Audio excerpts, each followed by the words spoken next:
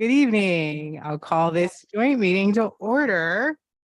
I will conduct my board's roll first. You're out of order, so I don't know what to do. Trustee McFerrin. Here. Trustee Mayo. Present. Trustee Mason. Here. Trustee Cowan. Here.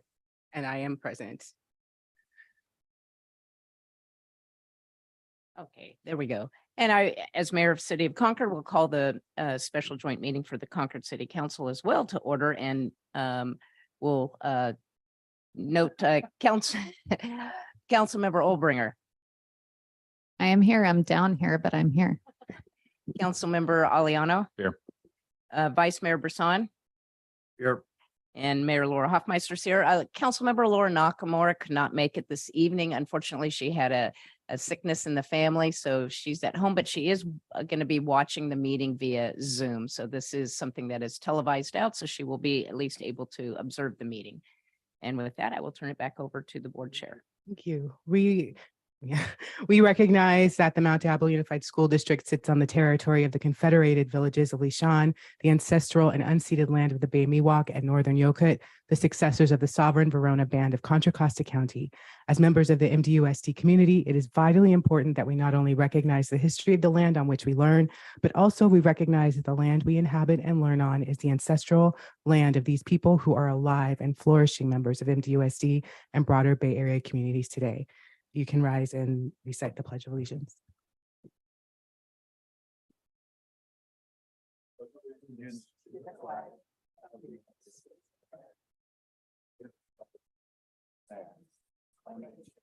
Under God, indivisible, with liberty and justice.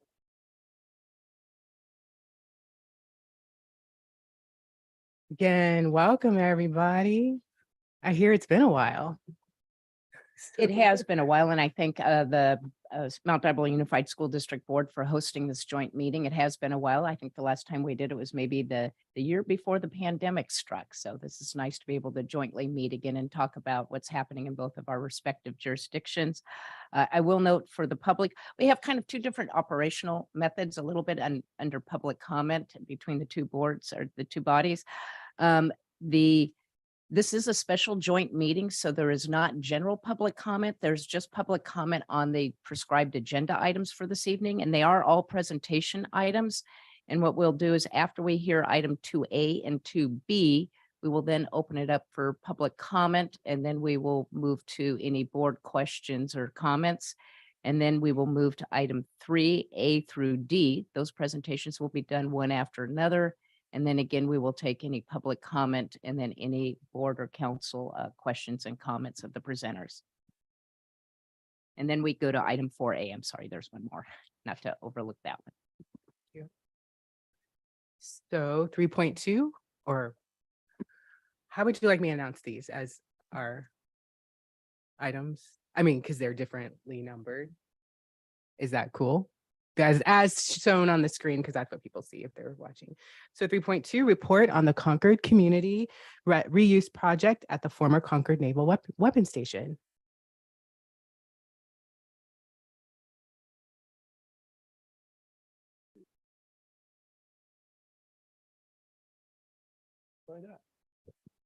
Good evening, Madam Mayor.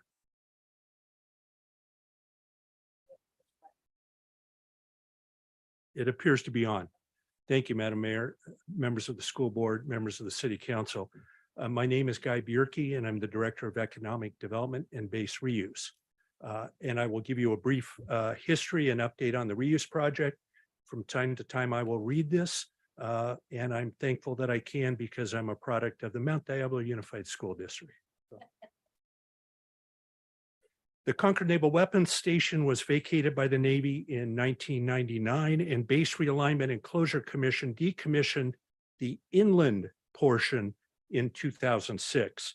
That portion was entirely within the city limits of Concord, so the city became the local reuse authority for property with planning responsibility for those roughly 5,000 acres you see there that sort of hugs Highway 4, the BART station, but everything below or around in the inland portion of the base. The tidal portion of the base portion of the base up near the Sacramento River is in active use by the Army, and it's called Military Ocean Terminal Concord. So you'll see on the freeway signs that talk about MOTCO. That portion is still being used and will likely be used for most of our lifetimes. Once the base was bracked, so to speak, and turned over to the city for planning purposes, we held roughly 85 meetings, had a community advisory committee, regional groups, stakeholders. We got a ton of input, looked at 8 or 9 different options for how to use the base, and came up with a series of goals to improve the quality of life for the region. The primary goals of the community's vision are outlined on this slide. They are world-class project. And when we talk about world-class, we talk about it a lot, and it has a lot of different meanings to different folks. But the fact of the matter is, there are a lot of community benefits within this project that in total will make this a world-class project. The second goal was to have a balanced approach to the development. And so as I explain the rest of it going forward, you will see that the project has about 2,300 acres of development, about 2,600 acres of parkland and open space. And within the 2,300 acres of development, we have about another 800 acres of bike trails and city parks within that development. So that's the kind of balanced approach, providing housing, jobs, parks, and open space. The third goal was that it be economically viable and sustainable. And by that, we mean that the project should largely pay for itself. It should not be subsidized. What happens on the base should be paid for by the project and not be subsidized by existing taxpayers. So we call that fiscal neutrality. And then the last is that it should improve our quality of life. And so while the third bullet says the base should pay for itself, the fourth bullet means everyone should enjoy the benefits of what happens on the base. With the input from stakeholders, the LRA adopted a reuse plan, which we did for the Navy in 2010 after completing a full environmental impact report. The plan has 3 conveyances. North of State Route 4 is a 75-acre public benefit conveyance in blue going to the Contra Costa County for a first responder training facility. The light green on the map is 2,600 acres of a public benefit conveyance that has largely already transferred to the East Bay Regional Park District as a conservation and open space park, the Thurgood Marshall Regional Park, home of the Port Chicago 50. Public benefit conveyances are conveyances at no cost to the receiving agencies. So the county and the park district are receiving this acreage for free. The colorful portions on this map are the 2,300 acres of the economic development conveyance that is coming to the LRA in phases after a purchase agreement is negotiated with the United States Navy. In 2012, this plan, the LRA adopted this plan, took the reuse plan and turned it into the area plan and put it into the city's general plan. It anticipates about 12,000 residential units, 25% targeted as affordable, 6 million square feet of various commercial developments, and 800 acres of parks, trails, bikeways.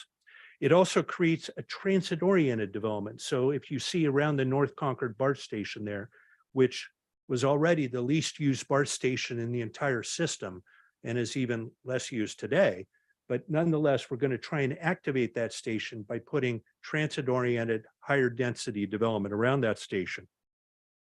There's also a campus district, a commercial flex district, a tournament sports park, and lower density housing and commercial as the project reaches south or east to Bailey Road. The area plan anticipates, or the area plan in 2012, when it was adopted by the council, anticipated the project would generate 4,000 students at build out and need 4 elementary schools, 1 middle school, and 1 high school.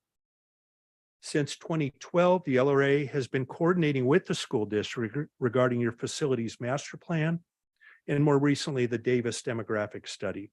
We will be coordinating with the school district for the planning of school sites in the new specific plan that we will be working with over the next 2 years with our new master developer. This is a brief timeline for the project. The most important date is actually last Saturday, when the LRA unanimously designated Brookfield Properties as our new master developer. Besides working on the specific plan itself, the city has both a tournament sports complex project and a campus district project that we spent time on in 2018 and 2019. In 2018-19, we did conceptual planning for both indoor and outdoor facilities in the area designated as a tournament sports complex citywide park. At the same time, the council formed a blue ribbon committee to plan out the framework for the campus district and what types of educational or research and development facilities might be appropriate within that framework. And so there are 2 studies that we will use as we move into planning and improving in the specific plan. 2 studies we will use to move those projects forward as well. So really the next steps in the project are the fact that we selected Brookfield Properties last Saturday. We will then be negotiating with them an exclusive negotiating agreement setting the terms of our partnership, and we hope to bring that back to the City Council on September 19th. After that, we will be negotiating a term sheet with Brookfield to guide both the disposition and development agreement and the specific plan process. And we hope to have a term sheet before council by the end of the year. The goal is to get our agreements with Brookfield in place so we can then move into what will be likely be a 2-year process of developing a specific plan for the base, what the standards, design, what will go where schools ought to be, where homes will be, where roads will be, and all of the improvements that we expect to see from the project. After we reach entitlements 2 years from now, we also will have to bring in all sorts of infrastructure. It needs sewer, it needs water, it needs recycled water, it needs solar, it needs electricity. There's a whole series of roads. All of that will take time to build out. So we think that 2 years to get to entitlements or plan agreement, maybe another year to 2 years to get the horizontal infrastructure in the ground, and then maybe 4 or 5 years from now, we'll see something vertical coming out of the ground. Now, meanwhile, the county will still be planning their first responder training facility in their area, and the park district is doing their own planning for the park portion of the base. They are primarily focused on the area south or east of Bailey Road because that's an identifiable area where they can put in parking and make that accessible to our residents soonest. And then they are also working to attract funding to do a visitors center north of Bailey Road so that we can celebrate or memorialize the Port Chicago 50, the Native Americans that were on the site, the settlers that were on the site, the property owners, so on and so forth.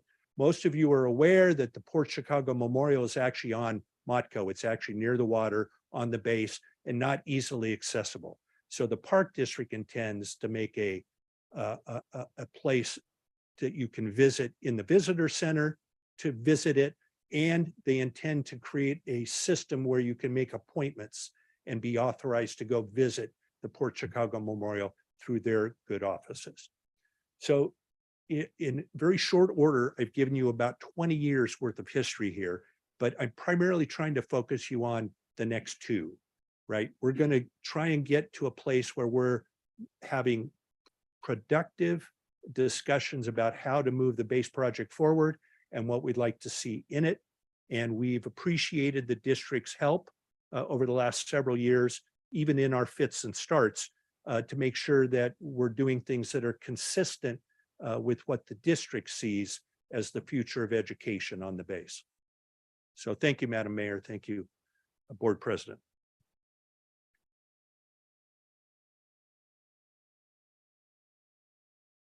Dr. Clark, are you? Yeah, no. Who's doing the well, we had. Next You mean update. the next? Yeah, the next item was going to be Sorry. the trends on. your So school district. 3.3 report. I'm on sorry, yeah, our enrollment. agenda items are differently numbered. Okay. Yeah. Yes, yeah, we're ready. And then we'll take public comment after this group because they kind of may be tied together. So 3.3 is a report on enrollment trends and budgets within the Mount Diablo Unified School District. Great. Well, thank you. I'm just waiting on the slide here.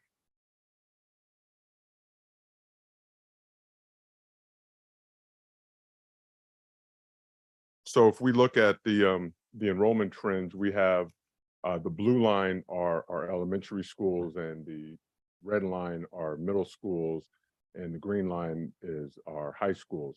Now, I just want you to realize that this is for the entire district. This is not just for the city of Concord. So if you can, what we've done here is we've pulled the numbers from 13-14, 18-19, and 22-23. And so you can see where we have, you know, for instance, in elementary schools, where there has been a dip over the 3 periods highlighted, where the middle schools have increased, but then dipped back down, and where the high schools overall enrollment has remained flat. When we look individually at our middle schools, the middle school enrollment really tends to fluctuate quite a bit, but essentially the one outlier of our middle schools is Oak Grove. When we had No Child Left Behind, there were opportunities for enrollment at that school to transfer out to other schools because of whether or not they were meeting the state requirements or state thresholds on our standardized testing. And so if you really look, there has, depending on the school, and if we just focus on schools in Concord, you can see Oak Grove, you can see El Dorado, and where else? Oak Grove, El Dorado, Pine Hollow. and you can see Pine Hollow there, 932, and they've actually have gone down quite a bit. That is a school that has seen a pretty big drop in enrollment over the years. Now we'll go to high schools. When you look at our high schools, they have remained relatively flat. Again, Mount Diablo High School has shown an increase in enrollment because due to the same situation as Oak Grove was in, with mandated No Child Left Behind transfers being eliminated, that helped Mount Diablo High School increase their enrollment. And so again, if we look at the Concord schools, Concord High School, you know, they at one point were at 1,377, so that would kind of be you know, close to their maximum enrollment, and they're down to 1,153 right now. If you look at YV, YV has grown a little over 1,000, little over 100 or so students. And if you look at Mount Diablo High School, you can see that they've grown right around 200 students as well. So, so essentially, we do have good news for families when it comes to the expansion of transitional kindergarten. In 15-16, we started taking children who were turning 5 in September, between September and December. And the kindergarten date has been moved to September, which gave, you know, which gave some students that opportunity. But in 21-22, the state started to open up TK classes, and we're looking to fully implement that over the next couple of years. but you can see where TK has increased our enrollment in these younger grades. One thing about TK is that it's a 1 to 12 staff ratio to adults, and then if you're going to have a second adult there, the staff number is 24, and that's not a contracted number. Many of our class sizes are dictated by the agreements that we have with our teachers association, but this is a state mandate that max out those classes at 24.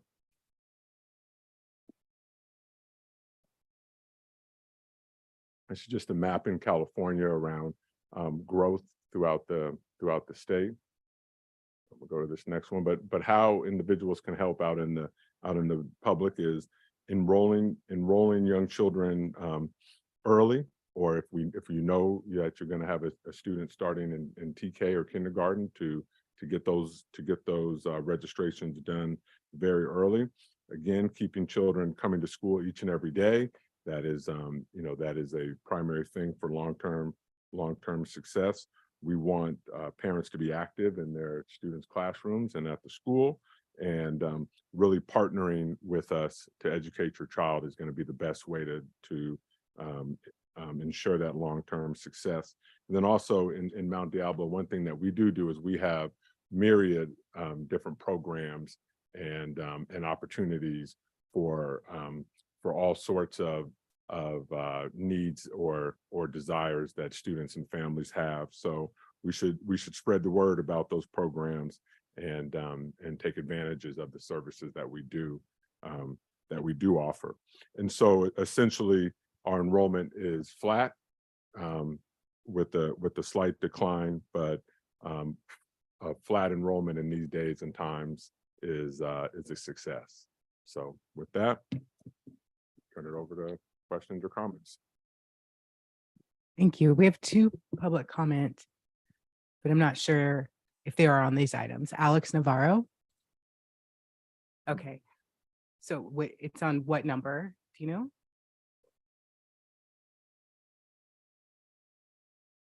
What is the issue? Oh, that's at the, if I remember, that's at the end, 4.5.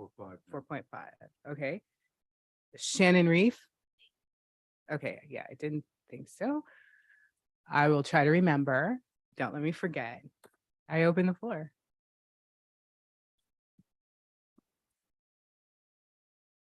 I could just ask Dr. Clark, I know you had budget information also as part of your presentation. Did you have anything that you wanted to highlight, or did we cut you off before you got to that section of the? No, I was just presenting on the enrollment trends. If not, I can do the budget update as well. Yeah, why don't you go ahead and move into the budget update? Then we And can. Mayor, I do have one question about enrollment. So Well, I but was that gonna can come back happen to all of after. those. Yes. Yeah, Okay. as soon as he finishes the budget.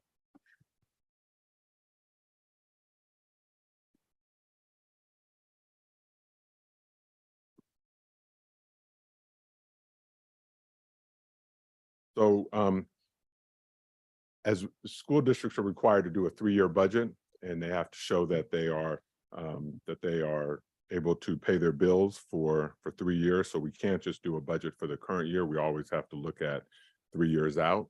And so as we do that, we have to make certain assumptions.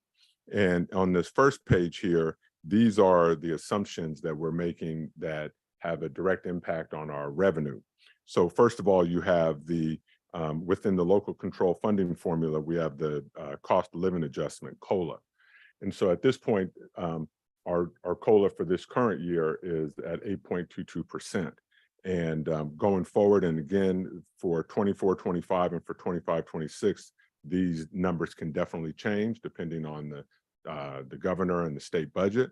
But what we've been given through our funding, our funding organization who makes these assumptions, we've been told to put in a 3.94% for 24 and 25 and a 3.29% for 25-26. So those are assumptions around COLA. And then for our enrollment projections, we do we do project a slight decline. So as we develop our budgets, we have to put in a student number of what we've determined our enrollment is going to be. Enrollment fluctuates dramatically throughout a year. However, in October, we take a snapshot in time, and that's what our enrollments are based on. And then we have basically our unduplicated pupil percentage. And so that would be families that historically have qualified for free and reduced lunch, our English learners, and other students in that area. And we have to, we've made the assumption that it's going to be about 47% of our enrollment. Now, where this has gotten tricky over the last few years is we used to have families fill out an application for free lunch, and those applications would determine really a great deal of our unduplicated percentage. However, during the pandemic, now that all students are getting free lunch, regardless if they do that form or not, we have to do a family income form that families have to fill out. It's very similar to the free lunch application, but however, sometimes it's difficult to get financial information from families if you can't necessarily tie it to a specific service that they're going to receive, such as, like it was in the past, free lunch. So these numbers have fluctuated a little bit. We've gone down because of our not being able to collect as many of those applications as needed. So the number where we are is 47%, just a long way of explaining that. And then also the federal revenues will remain flat for the next 2 years until the one-time money is somewhat spent out. They're coming from the pandemic, the ESSER funds and other things. And we're putting down that other state and local revenues projected to remain flat in all 3 years. So those are the assumptions that we make as we develop our budget. And this next slide here is just a snapshot of our multi-year budget projections.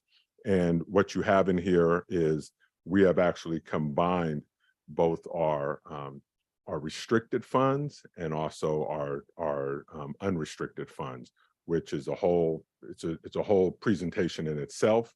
But I think you can get the gist. Restricted is dollars that are restricted for certain programs, certain services, certain students, and unrestricted is not. So as you can see here, if you look at let's just concentrate on the first column. So from LCFF, that's the 339 number, and then the federal dollars that we get, that's the 24 million, and other state revenues is 77, and other local revenues is 12 million. So that's a combined with $454 million of revenues that we're bringing in.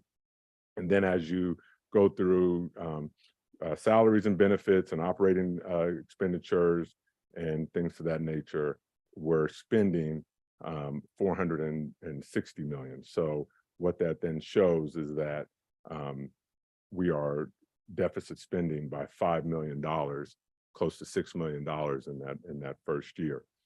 The good news is that we have $147 million left over in our fund balance. But if you look at the bottom, that fund balance starts to decline as the close to $6 million deficit in the first year, close to $9 million deficit in the second year, and close to $11 million deficit in the third year. So this is our three-year multi-year projections going off of our budget that we approved in June. That's our enrollment and budget information for you all. Thank you. Yeah. Now, questions, comments? Sure. I believe Councilmember Olbringer, you had a question on enrollment. enrollment. Yes. Thank you. Thank you, Dr. Clark, for your presentation. I just wanted to better understand, you talked about Oak Grove and Mount Diablo High School specifically, and how the enrollments there had increased due to a federal mandate related to No Child Left Behind being removed. Could you clarify that? What was the requirements under No Child Left Behind, and how has that changed? So what it was basically that if schools did not, on their standardized tests, if they didn't score at a particular level, then they were deemed as a failing school, and therefore parents could automatically transfer to another school. So those schools were both at that particular time deemed as failing schools. So many parents exercised that right and transferred out to other schools. And So, so now we don't have that, and Okay. so that mandate is not there anymore. so parents are not transferring their students out anymore? Is that what you're saying? That is correct. Okay. And so what about, I thought that Oak Grove also is a special place for if there is don't you have something like a newcomer program for that school? And so does that also help with enrollment? Isn't that for students who come from anywhere in the world who are entering the district? Um, Is that still at Oak Grove Middle School? yeah, or is that- so again, every last one of our middle schools has different programs and has specific programs. There is that's one of the programs that we have at Oak Grove is a newcomers program. We have that at Oak Grove, we have that at Ignacio Valley, we have that at Olympic High School, we have that at Mount Diablo High School. So we have that throughout the district.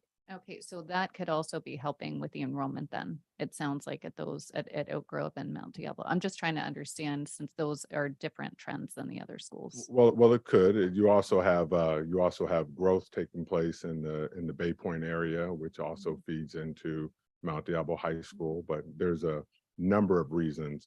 I can't pinpoint one reason or another of why their enrollment is growing, but trends do change. Thank Yeah. you. Yep, you're welcome. We also have the International Baccalaureate program at Oak Grove Middle School that may be inviting to parents.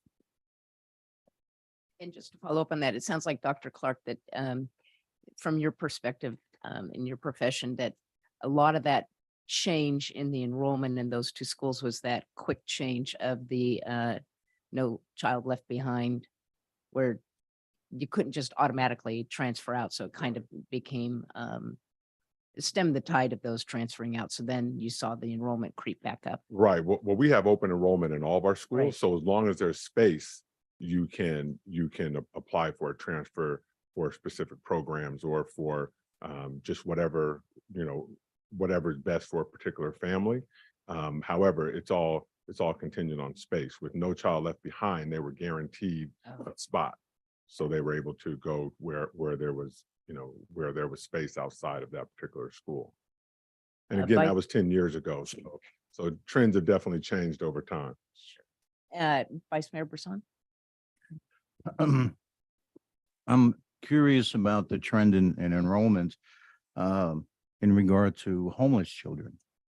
The last time we had a meeting, as I recall, there were like 600 to 900 kids that were qualified under your criteria as homeless. What is the situation now? And since it's a special enrollment category, how do you deal with it? We have reports to our homeless strategic plan group that a large number of these are either couch surfing, but also living in cars. What does your record show? And are you prepared to sort of like reach out and do some safe parking to get these kids out of the back alleys with their houses and with their cars, and maybe living in a safe parking area somewhere in various facilities? Yeah, so we follow state and federal law when it comes to providing opportunities for our unhoused students, whether they are couch surfing or living in a car. One of the things that we do is we work with training with our staff so that they can better identify when a student is in need of extra support because they may have some housing challenges. So again, if a student is, you know, an unhoused student, then things like residency verification and those types of things. We have systems of getting around that so that we make the system as the process as easy as possible for those students to be able to enroll in school, and they may not have the documents or whatnot that you know, that other students may have. So we make those situations easier. We also obviously provide them even before the state started providing free meals. Doing that, we have a department that focuses on our unhoused students and getting them the support and whatnot that they need. But the other part of your question, I think that's more of a city question. So maybe you can. Well, maybe I maybe wasn't being clear enough. You have unhoused students that are living in cars, Well, and yeah, you say that. I say that, yeah, right? thanks. And that's why I was asking if you could, you know, do you have any verification of it? I may. In East County, there is a couple of programs where families can park safely and there's someone there and they can use a restroom at night. There's two in East County. So I know at least our kids from that end of the county do have a place where I'm assuming that's what you're talking about. They far as can I go and know, there- safely park at As night. far as I know, there is none in Concord, Pleasant Hill, Walnut Creek, which constitutes the majority of your students. Yeah. So well, the I'm ones that are asking in what- East County are what provided are by you local doing government. in regard to the students in your area, as it relates to, again, providing for safe parking? Is that something that's within the confines of something of a strategy that you would be engaged in? That's not a strategy that I'm engaged in. Okay, that's what was the question. Thank you. I think that it's been a while, but I think it was it's August. So probably like a year and a half ago, we had a fabulous presentation from our Hope program, which I don't think, Dr. Clark, that you like explained as big what the supports are for children. One, the definition of homelessness for public education is very broad. So it is not, you do not have to not necessarily have a roof over your head. It's just, I don't know what the word is. It's like, oh my gosh, I can't get my words What out. they call couch surfing. It is couch surfing, but you could even have a little more stability than couch surfing. So it's not what we all picture, but a lot of the hardest parts for schools, because it's hard for families to admit that they're struggling. And so it's identifying those families and students who could benefit from that extra help.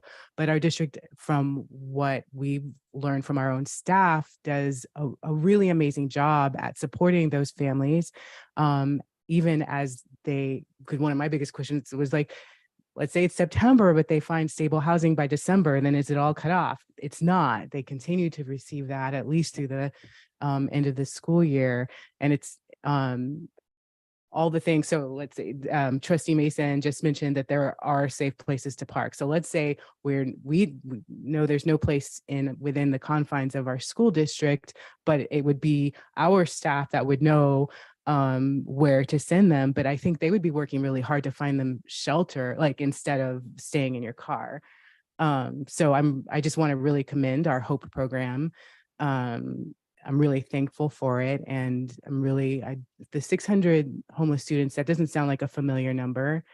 That's not a number I gave. I know, I just want to say, I said at the presentation that we've worked with staff on training them so that when you have parents who come in and register, that we can be empathetic in our questioning. And just because someone presents you with an address, that doesn't necessarily mean that they are on that lease or they are the owner of that particular property, and they may just be staying with relatives or staying with friends. And so what we do specifically is we make the enrollment and the school process for families such as that much more simpler and more supportive.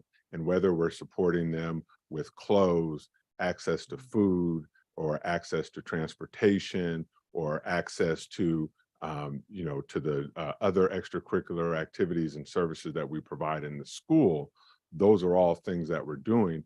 But the initial thing of being able to work with a family when they come in to register and being able to ask the right questions in a way that doesn't offend or make them embarrassed or, people are very proud and they don't want to share their family situations in an office with other people around. And so we do work with our staffs, and our staffs do a great job at identifying those students and families who need those services. And then we have extremely dedicated and competent staff who support those families in getting them what they need so the students can be successful. And I would like to add that the number does fluctuate throughout the year as we continue to identify those students. But I think one thing on this topic that we are hearing a lot from our families is that one of the things that causes them to be homeless or to need to move out of our school district is the rising rents.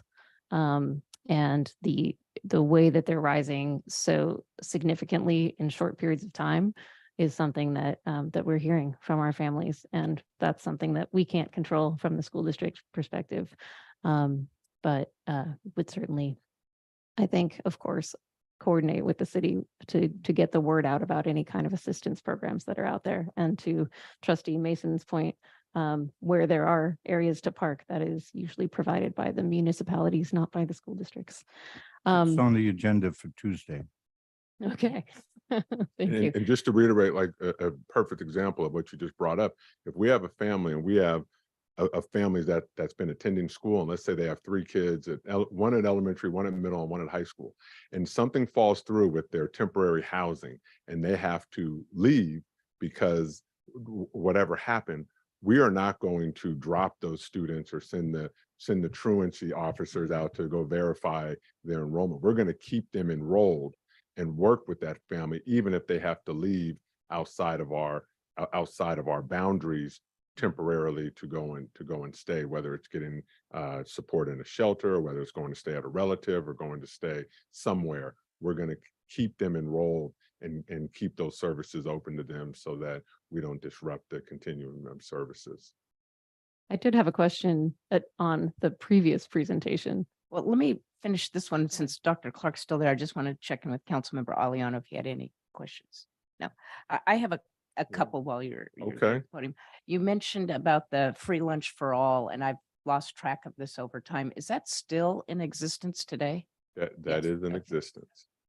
It's permanent. Okay, I just, like I said, I lost Just track. think It was how- temporary, permanent, This, temporary. our state made it permanent, Permanent. but our federal government ended it last Oh, school year. maybe that's what I Yeah. was thinking of. And then you mentioned, Board Chair, about the HOPE program. And can maybe Dr. Clark just highlight what is that program? Because I know we're familiar with, we have HOPE Solutions, Okay. not to be confused with, I think, your program. So- Can you just highlight what Yeah. that's about? So the HOPE program is basically our homeless student support program. And again, they help families with, with getting shelter, whether it be in, temporary housing, whether again, it's needs, it's such as clothes, bus passes, things like that. We do something over the holidays, making sure that those students receive gifts, or many of our schools are extremely generous and have extremely generous parent foundations, and they do adopt a kid for different presents. And so they can also work through our HOPE program and through the staff there to get lists of names for those families so that families don't have to come forward and kind of ask or whatnot. So they do multiple things to support the programs, but it's Mount Diablo district staff. Great. And then the, that particular program, is there statistics that are captured like on an annual basis that kind of gives you a snapshot of what those trends are kind of looking at year over year in terms of, and I don't know if you keep it by couch surfing different from those that are, car camping, so to speak. Do you have that type of data? Yes. So one of our designated groups, we have several student groups that are specifically called out in our LCAP, and our homeless students are ones that are specifically called out, and we monitor their attendance, we monitor their academic data, we monitor their discipline data, and we monitor what living status they are on. So that is data that we're required to keep from the state at very high levels, and very granular as well. And so we have all of that data. Great. And then the last question I had was related to your budget information, and I saw, yes, your deficit spending. Is the hope, big word here tonight, is the hope that your forecasting is based upon what you already know about state and federal subvention funding coming forward, that as time goes on, that hopefully that will increase so that you're not having to take such a big hit out of your reserve to fund the operations of the district? Right. Well, there's several things that go into play. We'll be negotiating with our largest association this year, and so depending on the outcomes of those negotiations, that will play a major role. Again, with health costs continuing to rise, and looking at ways to make sure that our employees have access to the high quality benefits is another influencer on our budget. As we continue to monitor our enrollment, obviously the more students that we have help us out, but there's a lot of competing factors that really influence the outlook of our budget. We can't rely just on hope. We have to really have good solid numbers and good solid programs and be good stewards of public funds.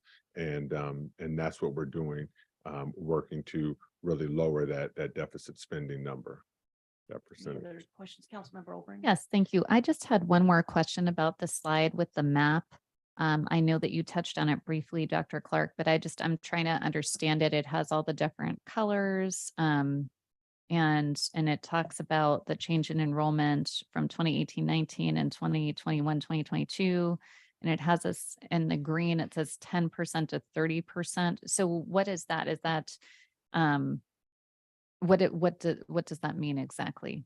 This is where there is growth throughout the state, and where there is, at least in school districts, where there is growth and where there is decline. Okay, so are we growing? Is that what that 10 to 30% is? And we're at 27.4%, or is that a decline? We are declining. Okay. So, so then those that are in the red, those are in some cases more rural counties. And so Yes. they're really losing Yeah. students. And And so, again, we have 29,000 students. And so if you're in a rural district that has 700 students, and a company closes, or some line of work closes, and you lose 200 students, that is a major blow to those enrollment numbers. I see. So this is just showing, so declining enrollment is, unfortunately, it has been the trend in California. And so what this map is showing is just while we're facing declining enrollment, it's not as severe as in other parts of the state. So that's what this map is showing. Okay, thank you. That's why I was just trying to understand. Is this declining enrollment on public schools or all schools?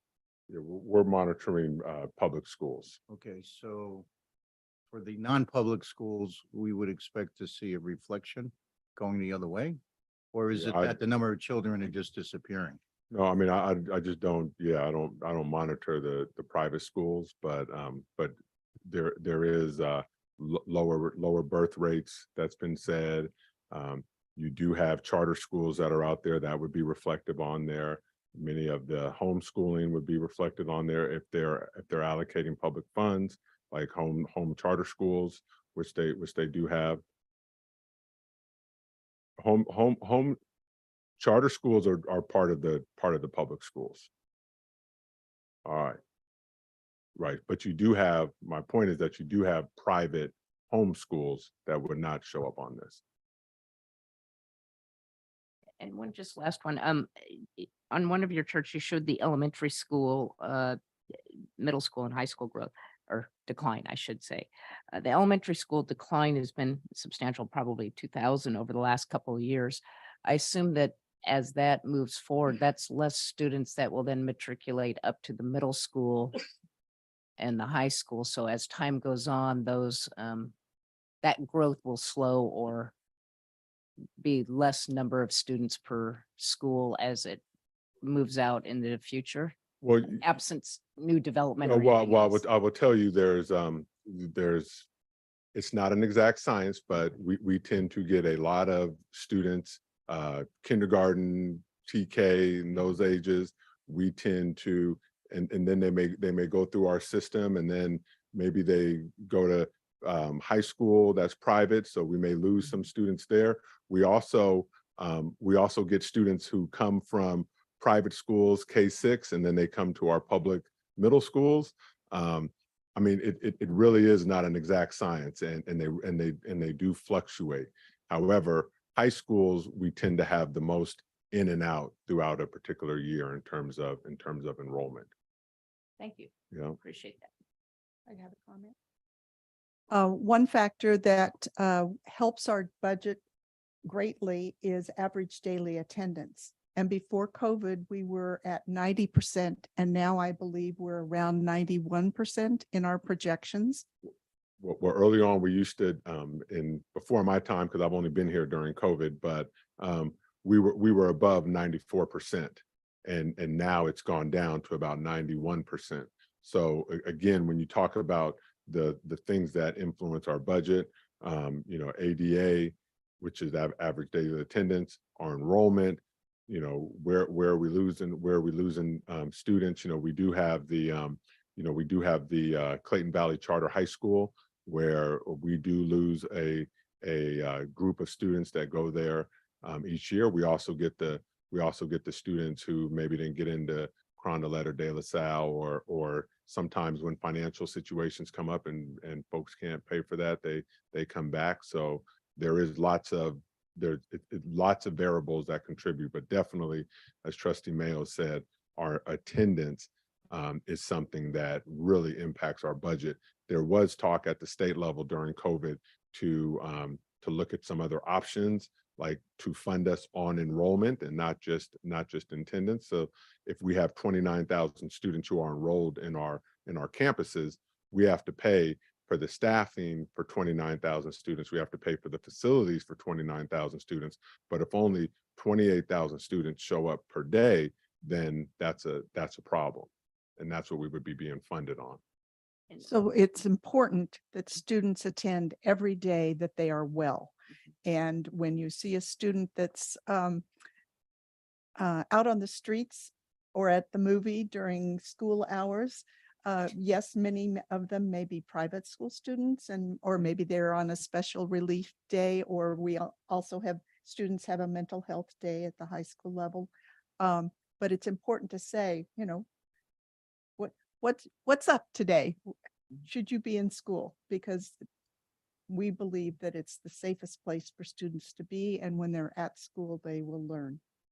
And Dr. Clark, just following up on the ADA, and it's been some time since I've refreshed my memory on this. Do you get a blended formula? Is it a blended rate that you get for ADA? So it's a blended high, middle, and So it's a basically, dollar amount per each grade level? Or well, group it's more level. expensive to educate high school students. Right. But then also we have students such as our English learners, our unduplicated students. And so there's a whole formula that goes into it. So we get different amount of dollars for different students, Right. And then in a nutshell. overall, has the ADA amount that you get from the state, my assumption is your cost and operations and, you know, for hiring teachers and all of that stuff has outpaced the growth of the ADA percentage Yeah. increase. If I may jump in. Yes. The state of California is one of very few states in the nation that still use the ADA type formula to fund schools for exactly what you're saying. You know, we need to plan how to fund our schools based on enrollment, not based on attendance. We need to, you know, pay for this number of classrooms, this many textbooks, this many teachers. And just because a child does not show up one day, it doesn't cut our costs at all. And so the ideal for us, and what would be a more fair way to fund our schools would be to fund it based on enrollment and not based on attendance, like most of the other states in the United States do.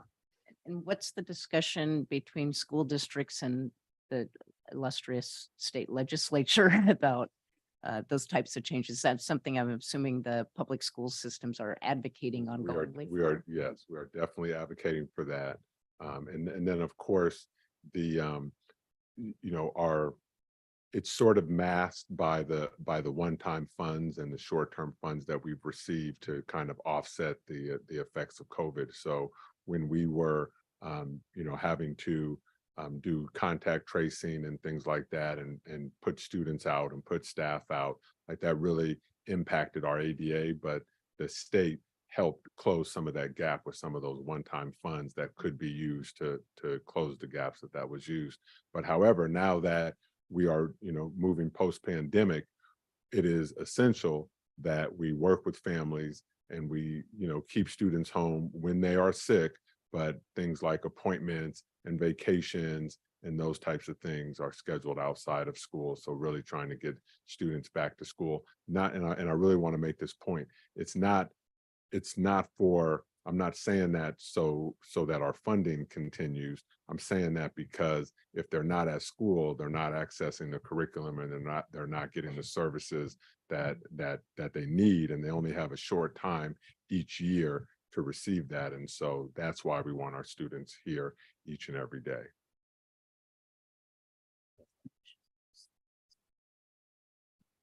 Trustee Cowan, you had a question or comment on 3.2. Thank you, Yes, Dr. Clark. I think you're off the hot Thank seat you. for now. Yeah.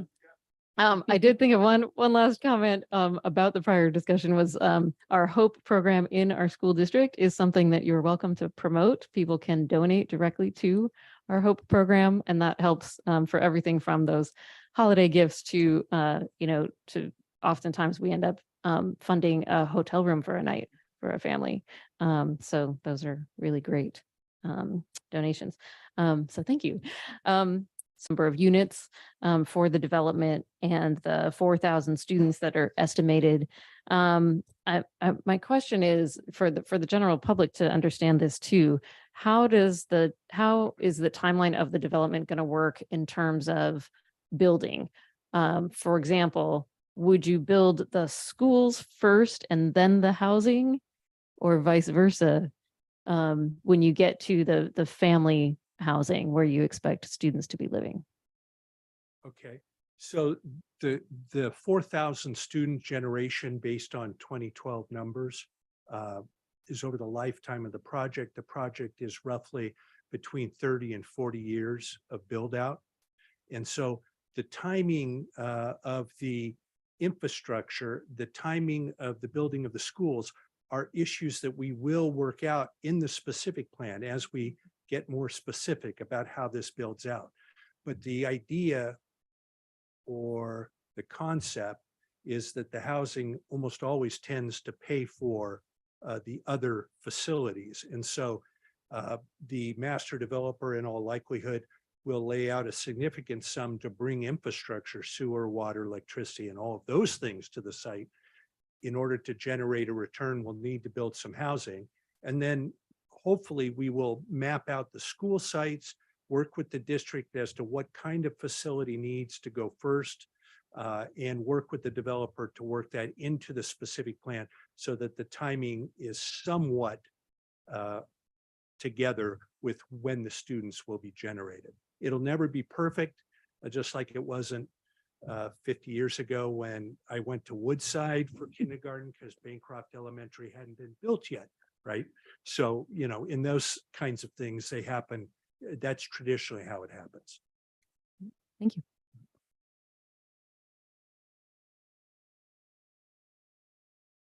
It looks like, Vice Mayor. Thank you. One of the critical issues around here is housing and its impact on the schools and everything else. Likewise, I know that housing also has a big impact on your teachers. And one of the things about the weapons station that he's bringing out is the weapons station isn't going to come online fast enough to actually impact you guys over the next 5-10 years, or maybe 10 years. There are programs that have come down from the state talking about the conversion of campus areas of the schools for teacher housing and even for affordable housing. And that would have an impact on us, have an impact on you. So I'd like to understand how you guys are approaching the housing, because the base is not going to be the silver bullet in the next 5 years. So I'm just curious how you guys are approaching, this whole thing about the school build, worker housing or teacher housing. How is that affecting? Because it'll affect us on everything else that we do. Don't all answer at once. Well, I think there's multiple things that are happening with our teachers. One is that currently they may be renting in the city of Concord and get priced out because of rent increases, right?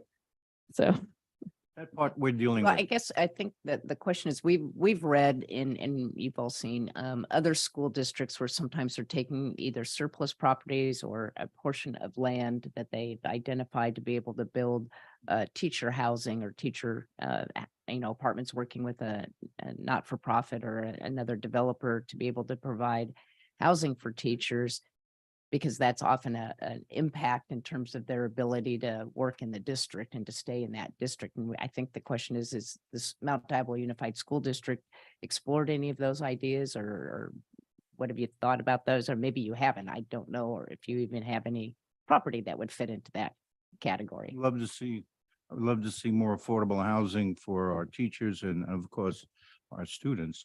But again, the point is, from the weapon station, it's not going to come in and rescue you right now or us. And so I know there's a bunch of money that's being allocated for school construction of this kind of stuff. And I just want to know what you guys were doing. So my understanding is that we would need to be able to pass a bond in order to build the housing to start with. And I think we're at the maximum that we can pass for a bond currently. The money doesn't come free for the construction. But in terms of some of these have been like a not-for-profit developer or somebody else that they would build it as long as the school district provided them property. So I didn't know if you guys had explored or seen any of that type of stuff. The largest developer in our area is Sino, and you guys have already had one experience with him. He's not really at this point interested in anything like that. No, I was just wondering, I mean, there's EBHO, the East Bay, housing organization that is an umbrella for a variety of nonprofit housing folks, including Eden Housing, amongst others, that have done some projects, mostly in the South Bay, that we've seen because of the big crunch down there on affordability related to teacher pay, and trying to keep them in the district by providing housing options on school district property. To more I think directly answer your question, that's not a topic that this board has taken up on an agenda or considered. And I think it is important, as you all have mentioned, that it's not just teacher housing that's out of pocket.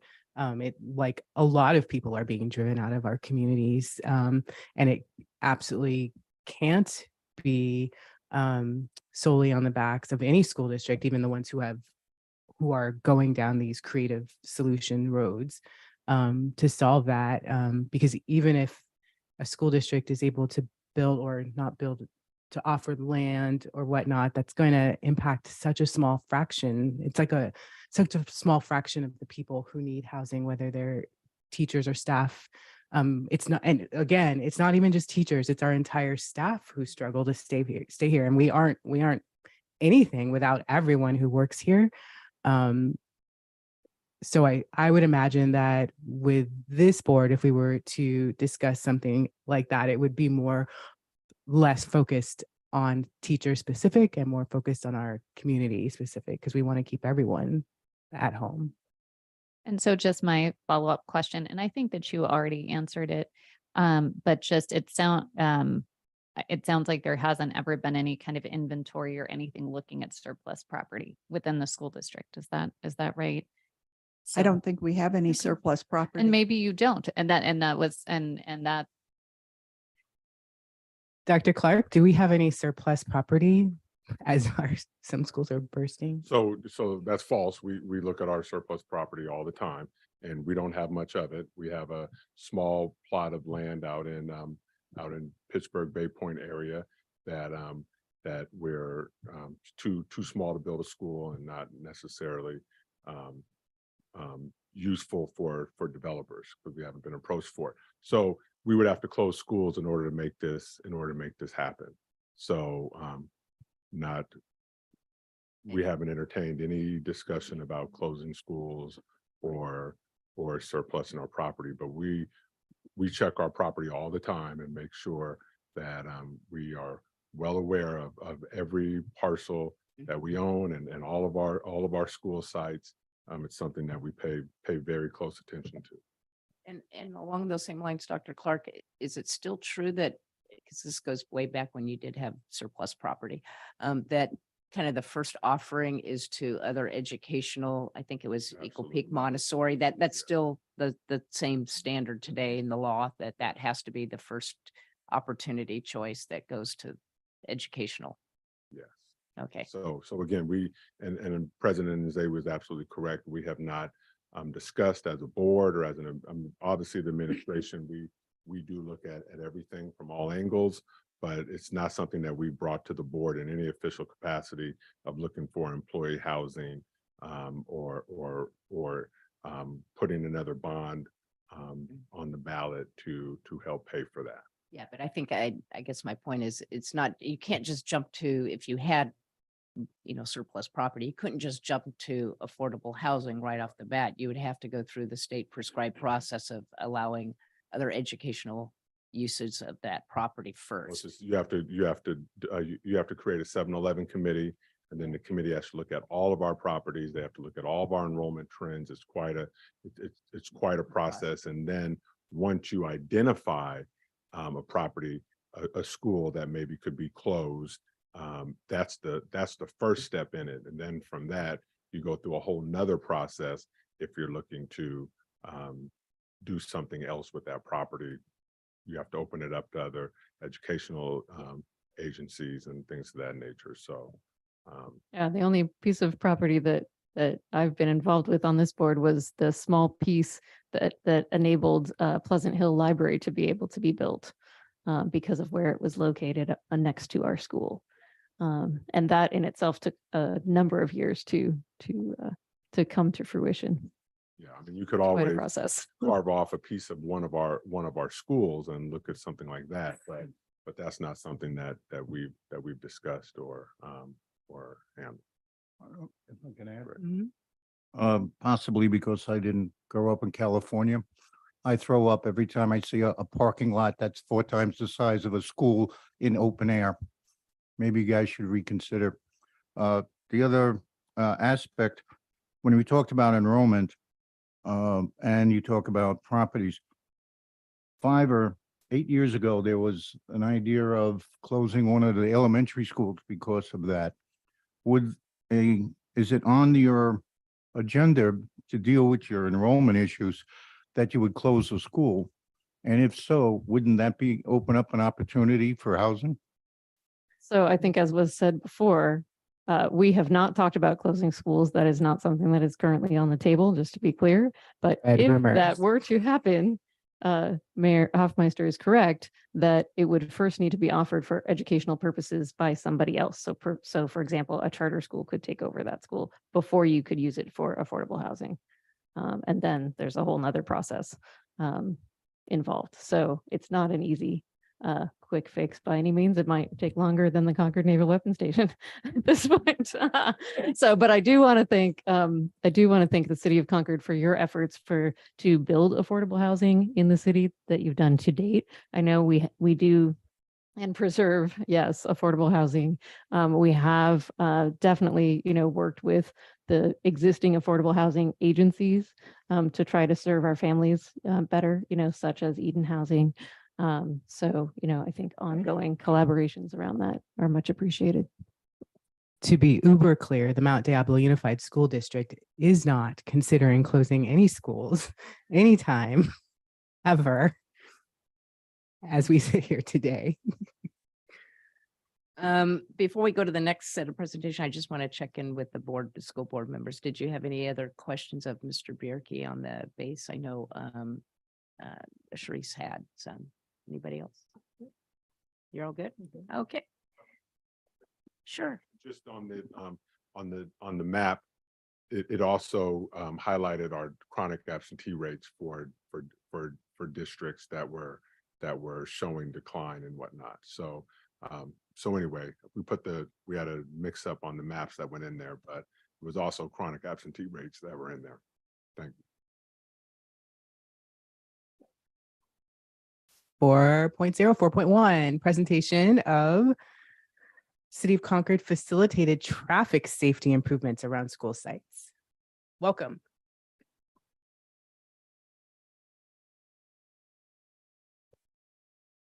Good evening, Mayor, City Council members, and the members of the School District Board. I'm Abhishek Parikh, and I manage the Transportation Division for Public Works. And today I'm going to go over some work we have been doing over the past few months. I'm going to talk about the project outlines, existing and planned safety improvements, and then come up with, show you how we came up with some recommendations for traffic safety improvements in Concord around school sites. So before we get into project goals, why we are doing this? Over the past 18 months, we've implemented 3 locations where we have flashing stop signs. We started off one near the Clayton Valley Charter High School, paid for by the school. And then we implemented one at Highland Elementary School on Pine Hollow. And recently, through a grant funding, we implemented one at Olympic High School, Dade and Salvio. We got good feedback from the community. We did some site observations and did notice significant improvement in terms of compliance with stop signs. So with that in mind, we wanted to replicate that success everywhere near school. And the main goal was to keep the implementation of flashing stop signs around school sites so that motorists associate that with schools. Just like how you have yellow signs near school. And so we started off right before the end of last school year, collecting data, doing site observation at about 20 schools in Concord, all public schools. And we started analyzing our data in the summer timeframe. We looked at collision history to figure out, if there is a particular location where it may benefit more. So looking at everything, all the information we had, we came up with a way to implement this around every school site, one location per school. In addition to the flashing stop sign, we also looked at what other improvements can be implemented right away. Something that is easy to do and can be done within the next few months. Things like improving signage, refreshing the crosswalk, adding an RRFP, for example. So I'll talk through a little bit about existing safety improvements, but one thing I want to emphasize is the city is listening. We get a lot of requests from the community, from parents, students, and individual principals that, hey, there is a safety issue around this particular school. There is, safety with regards to crossing or biking or even traffic circulation issues. And every time we do get a request, we log that in, and it may take a few months, but we do get to it. We actually go out on the side, we look at, and we come up with what kind of improvements are needed here. Some may be just enforcement. Some may be short-term improvements that we could do with existing funding, and some may be more longer-term that requires, analysis and going after grant funding, which is exactly what we did to come up with, 13 locations for the flashing pedestrian crosswalks, the RRFPs. Most of those were funded through grants. We also heard from the principal at the Concord High and from some of the community members that kids were crossing at Concord and West, all throughout that intersection, not just, straight, but diagonally as well. So we got funding for scramble crossing at that intersection. One of the other requests we got for that school was the left turn from Concord Boulevard onto Mendocino, where we don't have a protected left turn phase. And given the amount of traffic on Concord, folks were feeling very unsafe with that left turn. So we went after a grant, and over the next few months, that project will actually go to construction. So as you can see, one of the other pilot was the flashing stop sign. The way this works is the light starts to blink as the vehicle approaches a stop sign.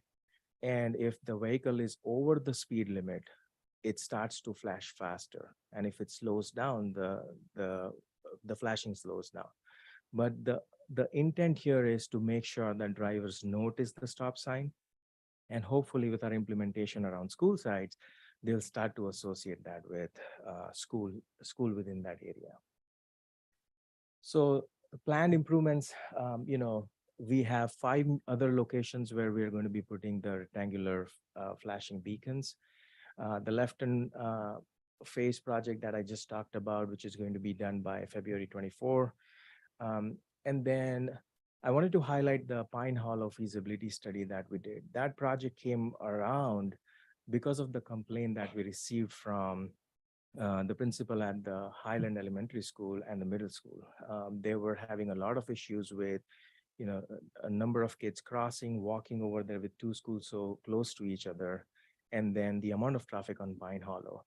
So when we went on site, we heard about all the concerns they had, and we decided to apply for a grant to evaluate the entire corridor. We did get funded on that grant, and we completed the feasibility study about a year and a half ago, coming up with a list of recommendations for improvements for biking, pedestrians, and other safety improvements. We did go after grant to actually fund the project, but we were not successful in getting construction funding for it. It's a pretty large project, close to $20 million.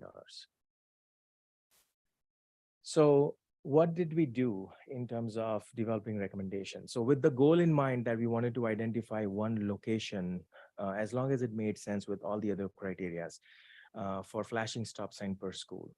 The 2 main criteria were it has to be an always stop control intersection, because the flashing stop signs would make sense more on the major approach than the minor approach, where there's more traffic. And it has to be within 600 feet of the school entrance, which is the standard guideline for school zones. This is the phase 1 of this project. And so we kind of, had to have some level of criteria to keep ourselves in check. But we'll continue to evaluate, because there are some schools that do qualify if you go further out from 600 to say 800 or 900 feet. And so we are going to be evaluating a couple of those locations. Additional criteria that we did review included volumes, speed, collision history, and just on-site visit during school pickup and drop-off times. We came up with 13 flashing stop signs at 11 locations. There is 2 schools where we have, and I'll go back to the list of schools. There's 2 schools where we have 2 locations, and both were observed to, have some issues with visibility and traffic circulation. There are 7 schools. 3 of them have always stop control within 800 to 900 feet of the school. So 7 of those schools did not have an always stop.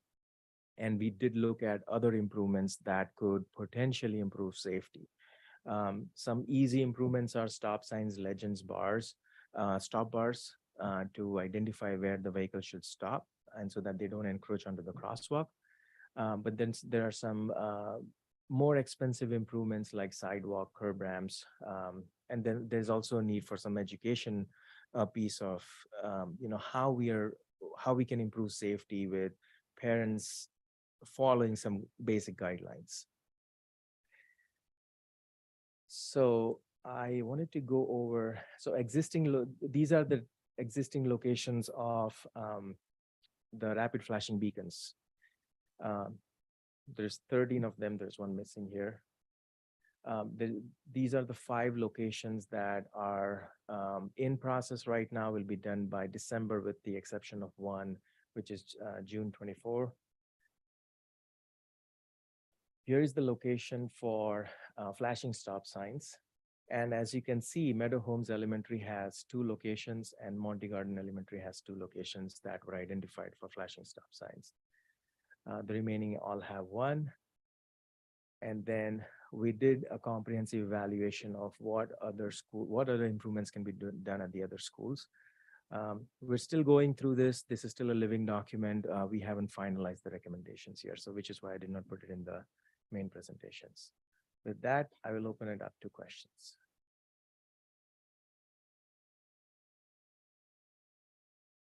What's a stop legend? Stop legend is the sign, the stop written on the pavement, and the stop bar is just the white line that tells you where you should be stopping. Thank you. I know I wasn't the only one wondering. I have a question. Oh, good. I don't have a question. I was just going to compliment you because as I've gone around just visiting some of the schools, I've noticed the different in striping, the signs of light, the one by Olympic, the ones by Holbrook, the ones by Wren. And I was thinking Concord has been really thoughtful about putting the right signage in front of the schools. So thank you for that. It was noticed. Thank you.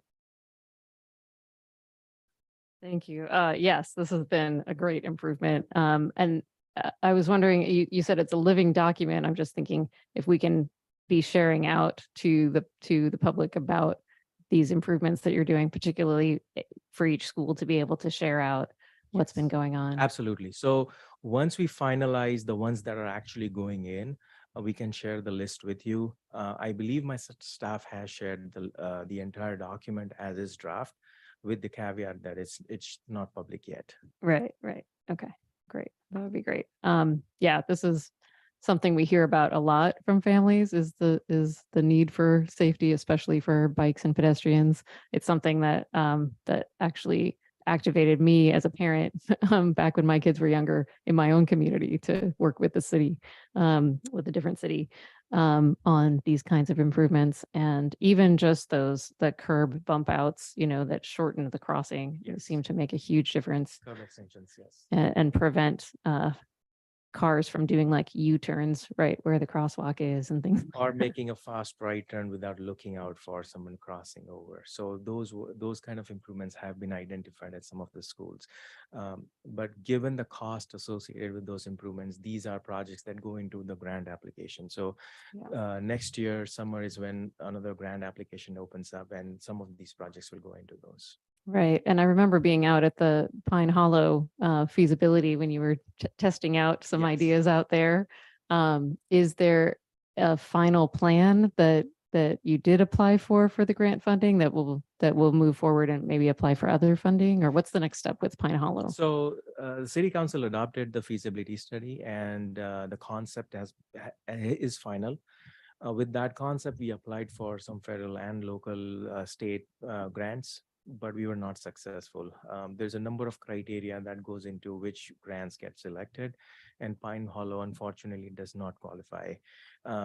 Like it or not, but the disadvantaged community gets a higher success with funding as compared to the non-disadvantaged. Not that both areas have similar issues. So getting funding in Pine Hollow is a little bit more challenging, and so we're trying to be more creative with how we maybe phase it out in a number of different pieces and get things started. And it seems like you've been able to integrate some of the improvements with the current paving that's been happening throughout the city, which has been a big project. And so part of Alberta is going to be repaved over the next year or so, and some of those improvements will go in with the paving. Anytime we do paving, we are looking specifically as to how we can do traffic calming by narrowing the lanes, adding bike lanes if possible, those kind of things. Okay. Yeah, thank you. One thing that we have been hearing that I'm sure you're hearing as well is when the construction happens on the roads and then it impacts commuters. I want to just appreciate that a lot of the construction happened over the summer when our schools were not in session. That's much appreciated. But I know some is still going on right now. I don't know if it's your department or not that determines that, but it has been challenging, I think, even this morning for people to be able to get to certain schools on time and to work on time. So we do get a lot of complaints with regards to that. The major corridors, we did try to do it during the summertime or before the schools open. but to be perfectly honest, it's going to get worse than right now before it gets better. And the number of projects that we're trying to deliver is just insane amount of work, and trying to coordinate everything. We're doing the best we can, but I believe it's going to get a little worse before it starts to get better next year.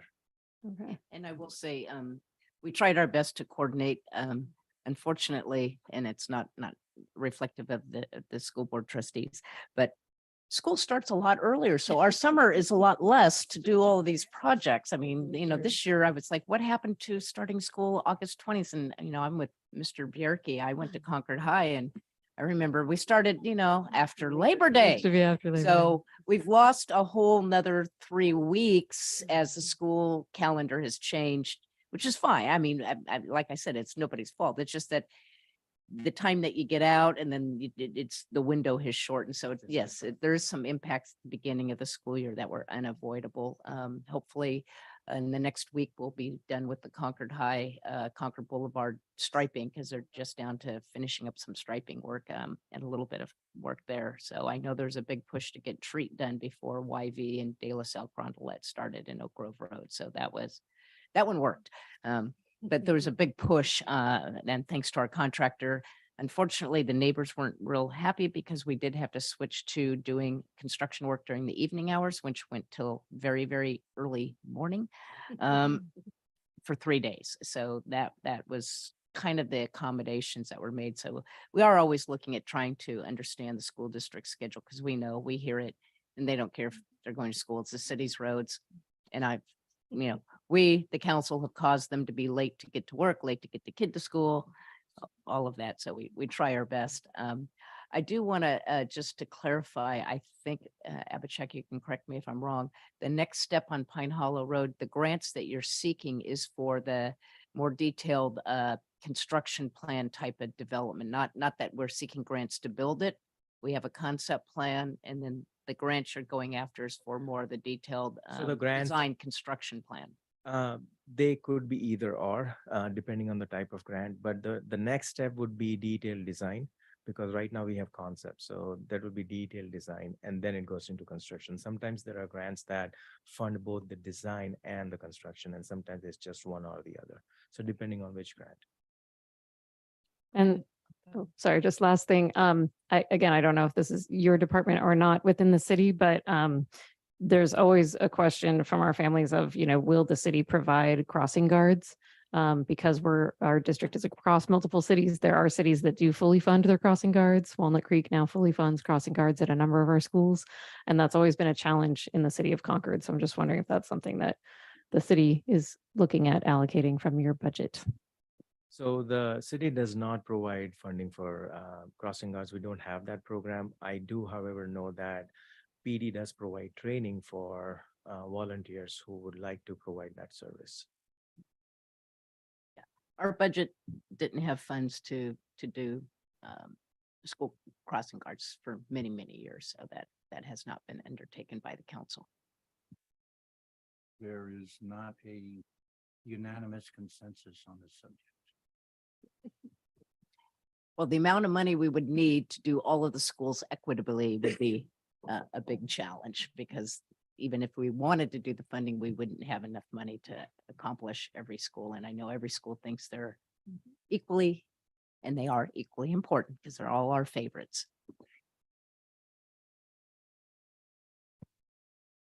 And Mayor, I just wanted to say, I don't know if people heard, because Abhishek kind of spoke softly, but I do just want to say thank you to Abhishek again and to your entire team, because this is really amazing. I love stopping by Olympic High School and just watching how everyone actually stops there at Elm and Salvio, which that never happened before that blinking stop sign went up. And I was on Esperanza and Oliveira today in that area, and I saw, again, all of the traffic safety improvements that the neighborhood and Holbrook Language Academy have asked for. And it's been a long time coming, but they're popping up now. They're making a difference.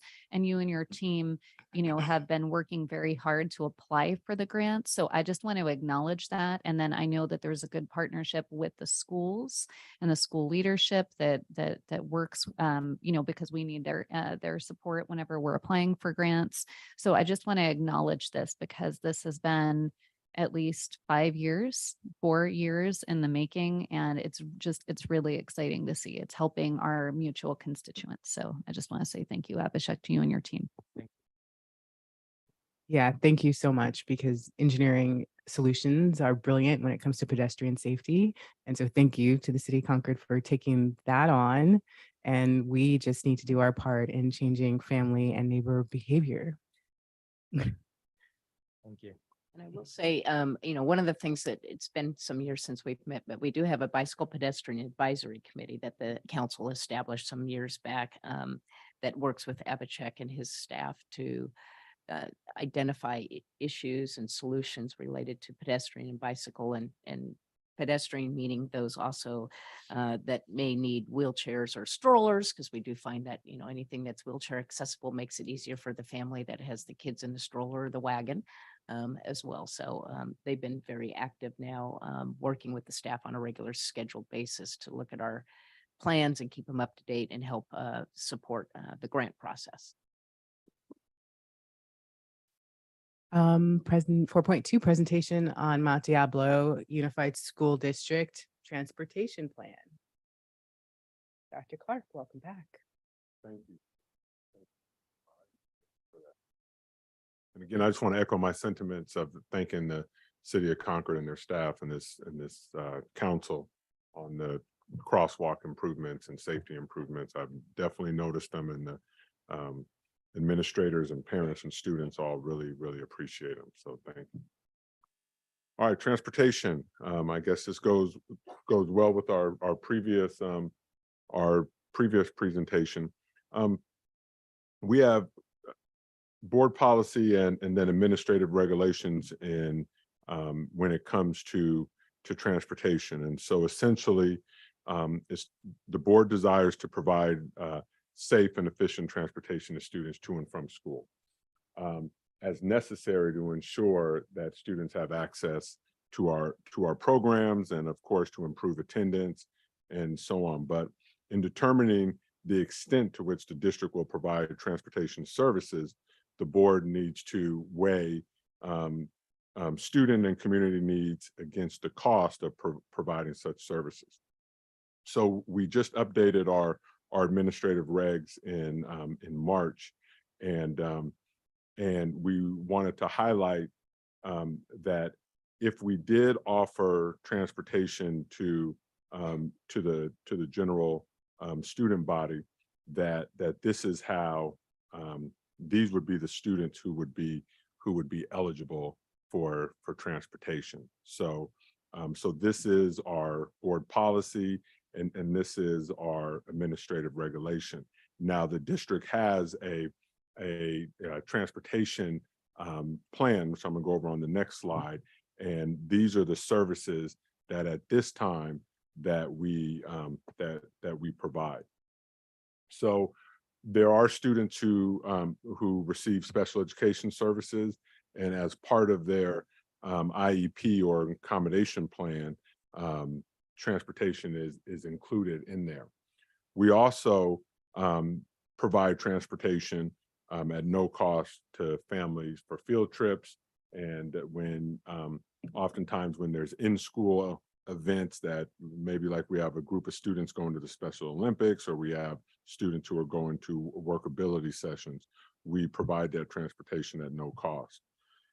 We also provide bus passes to our homeless students to help them with attendance.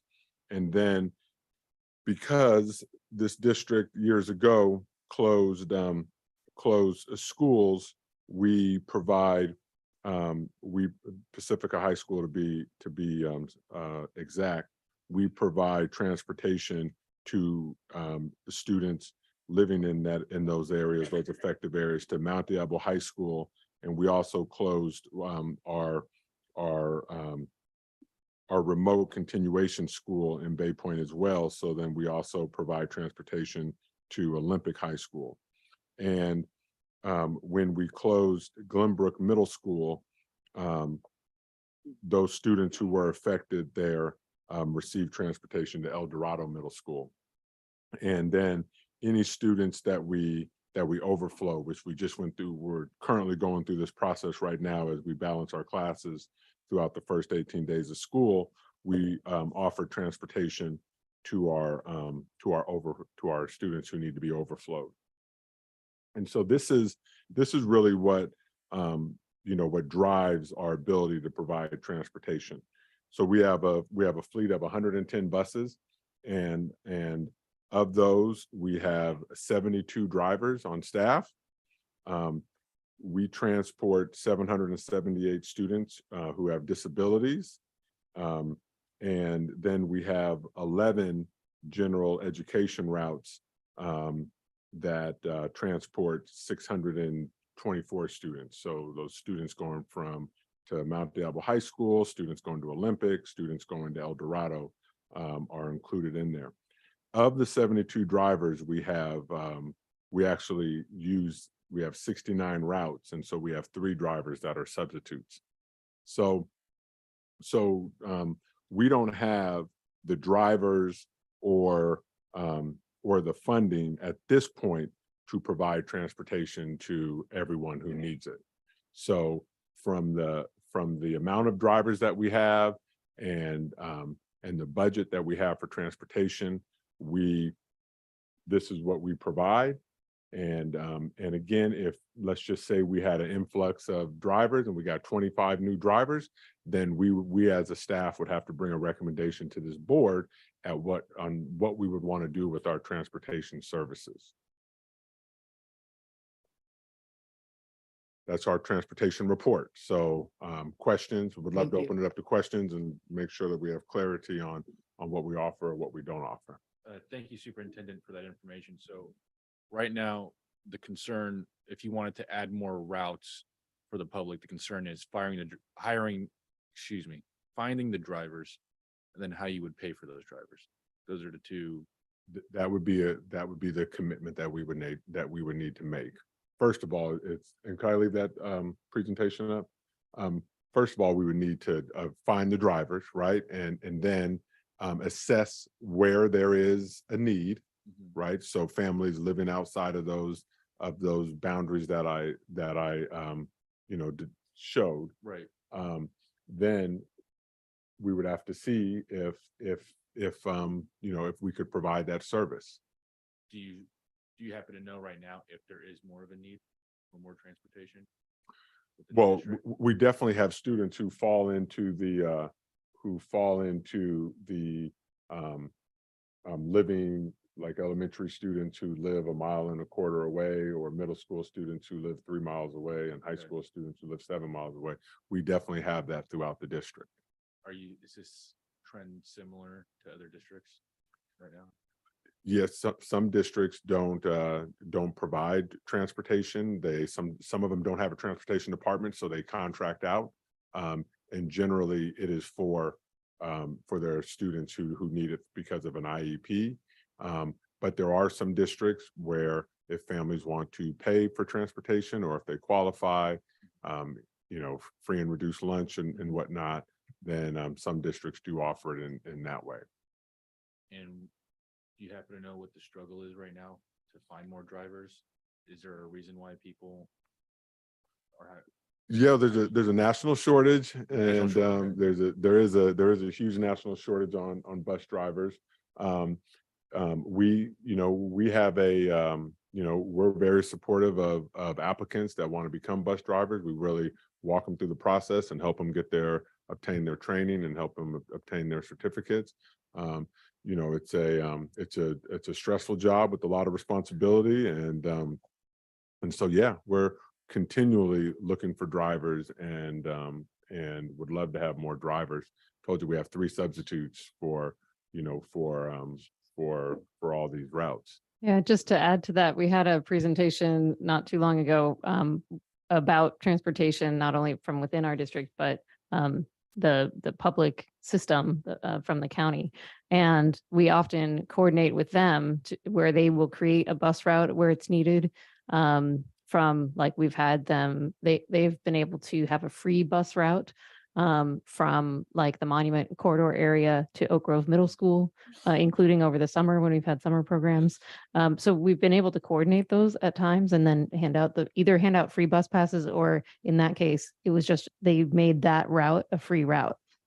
When we asked them about particular areas where we've been hearing from families where we need additional transportation about, can you create another route just like you did over there? And their response was, we have a shortage of drivers. So it's not, so to answer your question, it's not like just a Mount Diablo issue. There actually is like a bus driver shortage overall that our county is facing too. So we definitely try to coordinate with them for additional transportation beyond what we can provide. Thank you.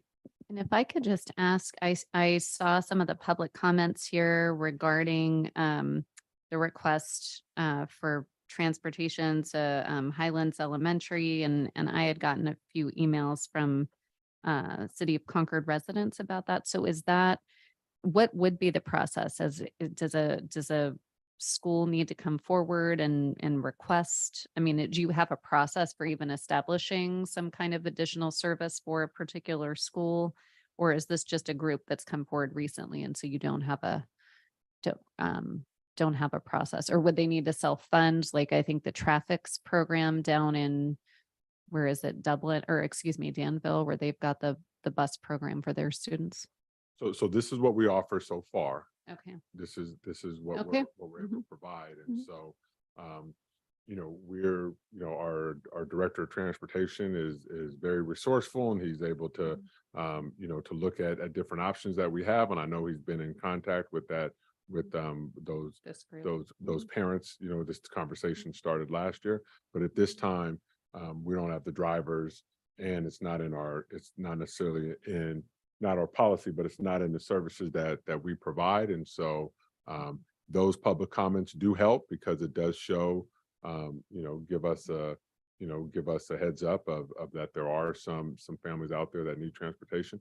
They aren't the only ones. We have students in Bay Point and who attend Riverview Middle School who could benefit from transportation and things to that nature. So it is a challenge. And I know with you know, with dwindling funds and whatnot, you have to prioritize, and this has been the priorities that were set some time ago to you know, meet the needs of the students currently. And what is an overflow student? Yeah, What so is an the overflow definition? student is you may have a school, like we just started school 13 days ago, and we have caps on our classrooms that have been negotiated with our labor, with our teaching union. And so if you have a class, say and there are 3 students over the maximum, and there's nowhere else in that school that has room, then we need to overflow them to the next nearest school with that has room in that particular grade level.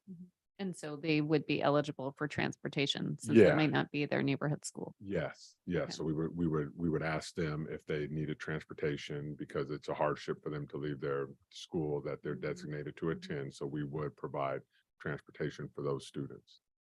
Thank you. Let me just ask you, Dr. Clark, and I'm going back some time ago, but all of the busing that you're doing right now on your transportation services, all of that is at no cost to the student or the student's family? Correct.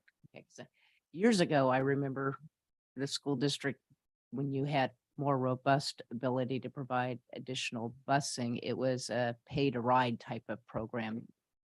That was kind of the last one I know it was last left off, but it seems like you've had to eliminate even that option.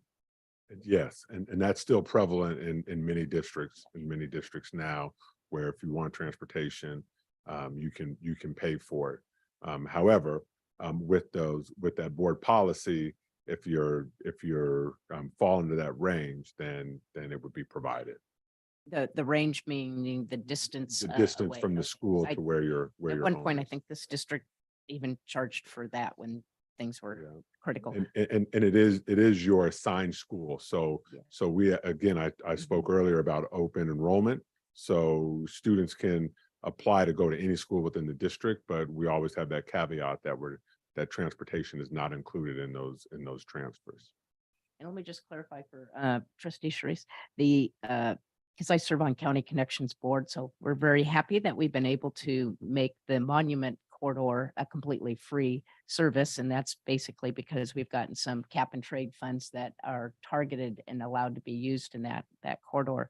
But County Connection cannot create a route that is solely a bus route. So we have to make it a public route. And if it happens to benefit the school district, yay, it does. And we look for those opportunities wherever we can when we look at changing routes or rerouting or making adjustments. And I know County Connection staff is always working with the school board staff to understand the bell schedule, because we're not allowed to set bus routes by by school bell schedules either. That's illegal. But we will make sure that we can have our bus riders have a system that works to their needs. So we do that. But I want to thank Dr. Clark and his staff for working with Bill Churchill and County Yep. Connection every year on trying to understand the adjustments on bell schedules. And I think just, oh, go ahead. go ahead. Trustee Mayo, we haven't heard from you much. I was just going to add on to the expense of adding 25 more buses. If we were to roll 25 more buses, there's also the fuel charge. And I think many of our members of our public were surprised to learn that tires cost $400 and $500 a tire for our buses. So there's that ongoing maintenance with the rolling of another 25 buses. So Yep. it's a boondoggle. While we're on buses, let me ask, what is the school district buses doing in terms of meeting some of the new requirements for air emissions? And what does that look like in terms of, I'm assuming it's going to cost more than what you're currently doing, but can you shed a little light on No, what that? we've actually, we have a very, competent transportation team, and they go after every grants, all the grants that are out there. So just as you all went out for those grants for lighted stop signs and lighted crosswalks and whatnot, we've gone out for grants, and we've actually received a few, I'm not going to give an exact number, but buses that are, that are electric buses. We have electric charging stations down at our bus yard. All of that working in partnership with, with various state organizations and whatnot. So we really are working to phase out the diesel buses and replace our fleet with the more fuel efficient electric buses or hybrid buses. Did you still have something? Okay. Okay, cool. I was just going to say to just to give context for people who remember school buses that used to exist years ago, the state used to have specific funding for transportation, and it was a categorical fund that was provided to school districts. And when that went away, essentially this is what happened in school districts across the whole state, is that it got narrowed down to really only providing transportation where absolutely required in very specific situations rather than the general student population. So it's a statewide trend that we're still dealing with to this day. And to be able to bring it back district by district is challenging. Yeah. Definitely. Not only did they not fund school busing, but they also quit funding school crossing guards. That was the other thing that happened. So that's all pushed back to the local communities to see if they could come up with the funds to make those work. Is there any public? There is no public comment. Our public comment isn't coming until 4 point. Did you fill out a card? Oh, sorry.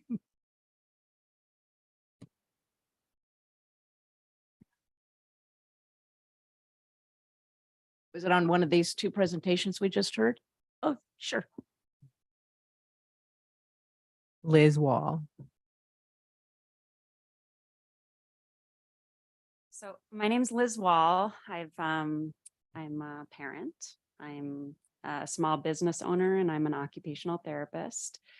I've lived in Concord for about 8 years and I have a son attending Highlands. I think, first of all, with the transportation, so you spoke about the construction and why you want to do that during the summer before school starts. I'm assuming that's because traffic is worse during the school year. So school buses are absolutely a city issue and not just a school issue. Traffic impacts our community largely. It impacts our mental health. It takes me half an hour to get less than 3 miles home after I drop my son off, if I can make it home. So I think that is definitely a community issue. And you know, all I ever hear is there's no funding, there's no funding, there's no funding. And I'm at the corner of Pennsylvania Boulevard and Pine Hollow every day, and it's scary. You know, occasionally we'll get a policeman that steps there and everyone's on their best behavior. But I mean, daily I see near accidents where we are going to lose lives of children or their parent or their adult. So it's a very important issue for me. I think that school buses, let me just write some notes here. So if we had school buses, I think that, you know, we could get our students to school safely. It would increase attendance. So at Highlands Elementary School, we're at weekly attendance between 52% and 88% on average. Dr. Clark said that the average is 91%. So Highlands is much lower than that. And if we had buses to get our kids there and kept them safe, then I think that would be amazing. It would mitigate the traffic congestion. We're absolutely responsible for taking care of our environment and our world for our children and showing them that this is important, or else we're not going to be breathing. And then I just hope that you can remember the joys and challenges of being on the school bus. I think we all learned a lot of life lessons that we didn't know that were happening there. And I think everyone deserves that opportunity. I'm just really also confused by the regulation that states that the AR, what was it? The 3541. So like Dr. Clark said, the superintendent needs to provide this. So I'm wondering why we're not doing that. Also, our whole neighborhood completed surveys. So you asked the process. So I contacted the transportation department at Mount Diablo, and they provided a survey, which I was shocked. Initially, we were going to try to get our own private transportation. It ended up being absurdly expensive, over $400 a month per family, or per child, I'm sorry. So we couldn't do that, but they asked us to fill out a survey. So we all did the survey. On the survey, it says, we will try to accommodate student transportation if qualifications are met. So we got a letter that we're not getting a bus. However, we got no answers of why. So I would just really like to encourage advocacy, obviously at the state level as well, so that we can get funding for school buses. I think the traffic is the biggest, environmental, and then parents, we have so much on our plate.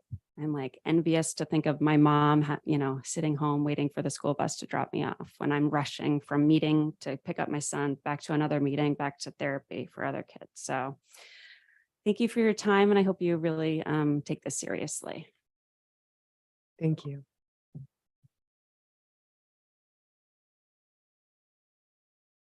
That was the only one. So we can move on to 4.3, presentation on tobacco regulations in Concord.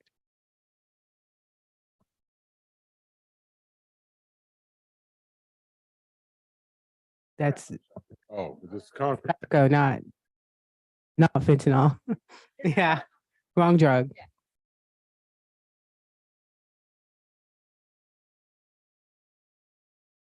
Board, council, hi, I'm Justin Ezel. I'm the Assistant City Manager with the City of Concord.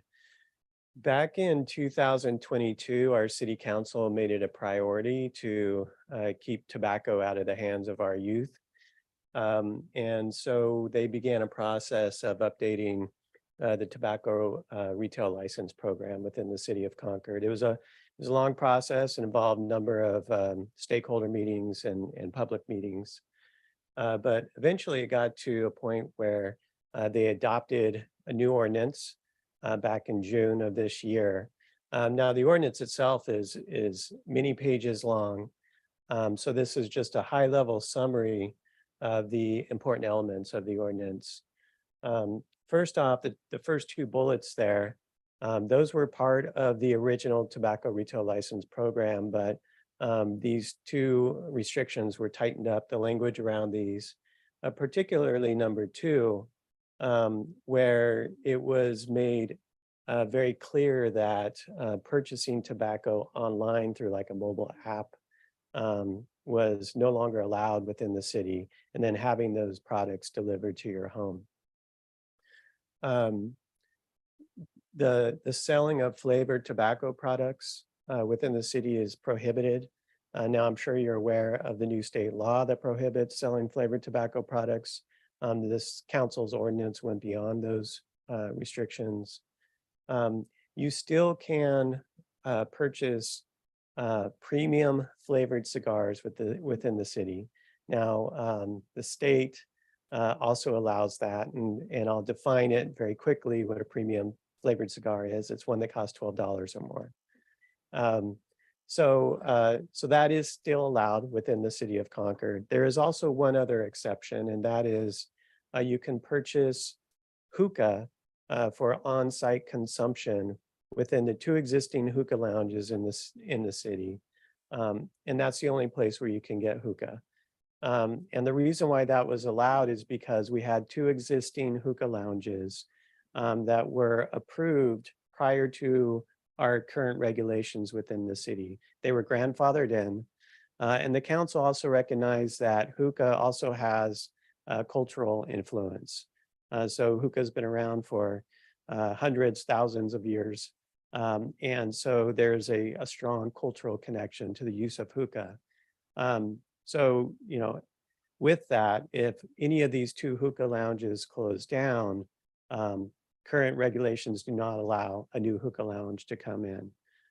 So eventually that will phase out.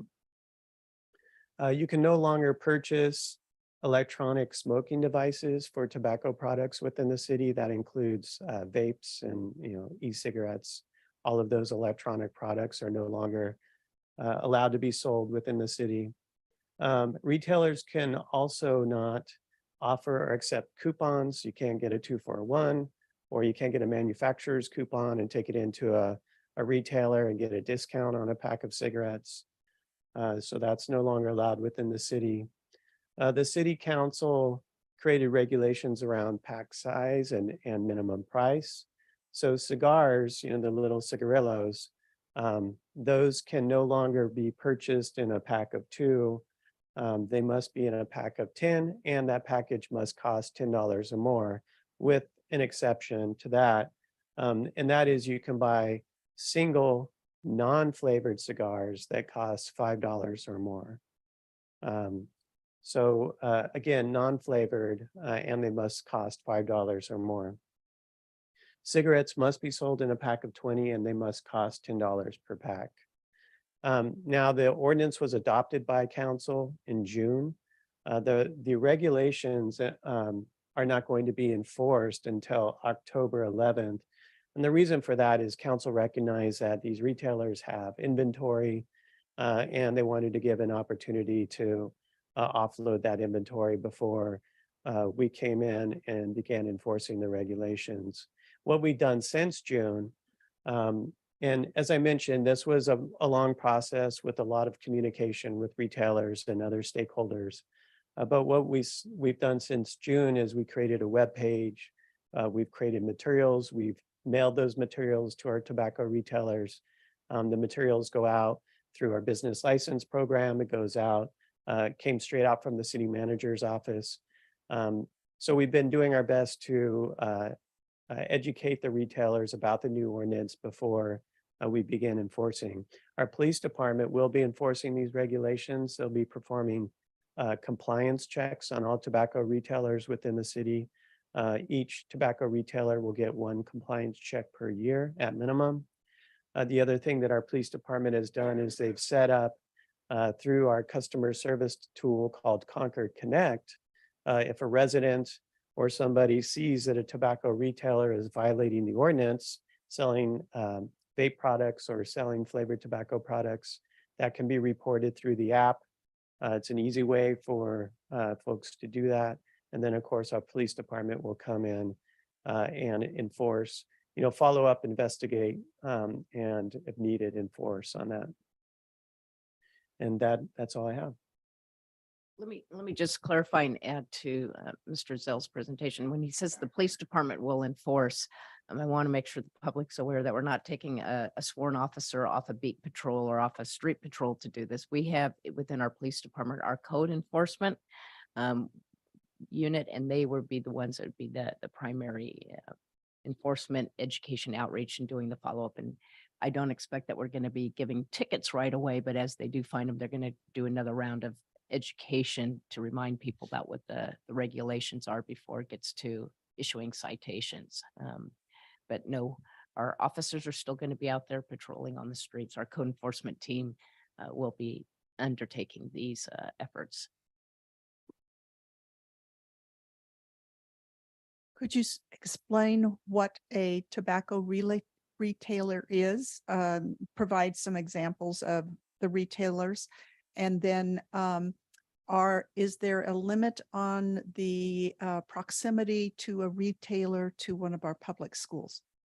Yeah, thank you for asking. I appreciate you allowing me to clarify that. So tobacco retailer could be a smoke shop, traditional smoke shop where all they do is sell tobacco products, might be cigarettes or the tobacco itself or pipes. So that's a tobacco retailer. So is a grocery store that has tobacco products or a pharmacy that might have tobacco products.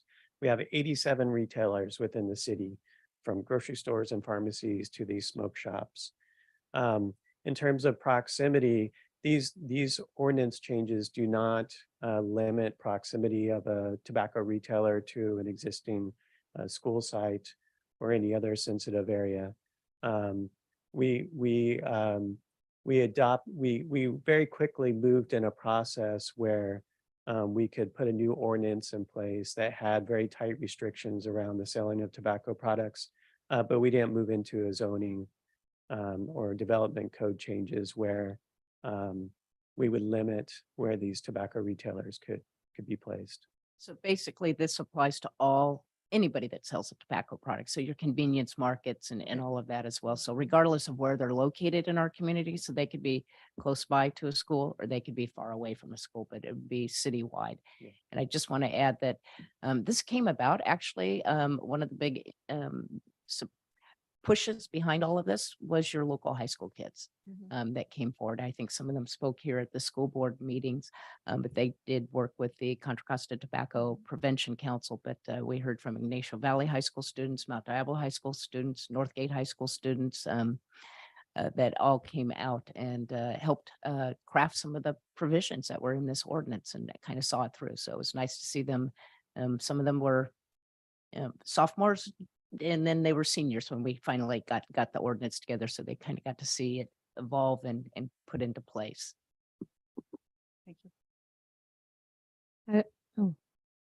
In terms of the types of stores, I visited every single one in my district, which is along the monument, some of Clayton and Treat. And it's gas stations very prominently, liquor stores very prominently.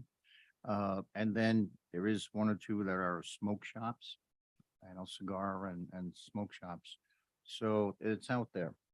I guess when we talk about what you guys are doing on your side, we'll talk about more about the impact of the kids.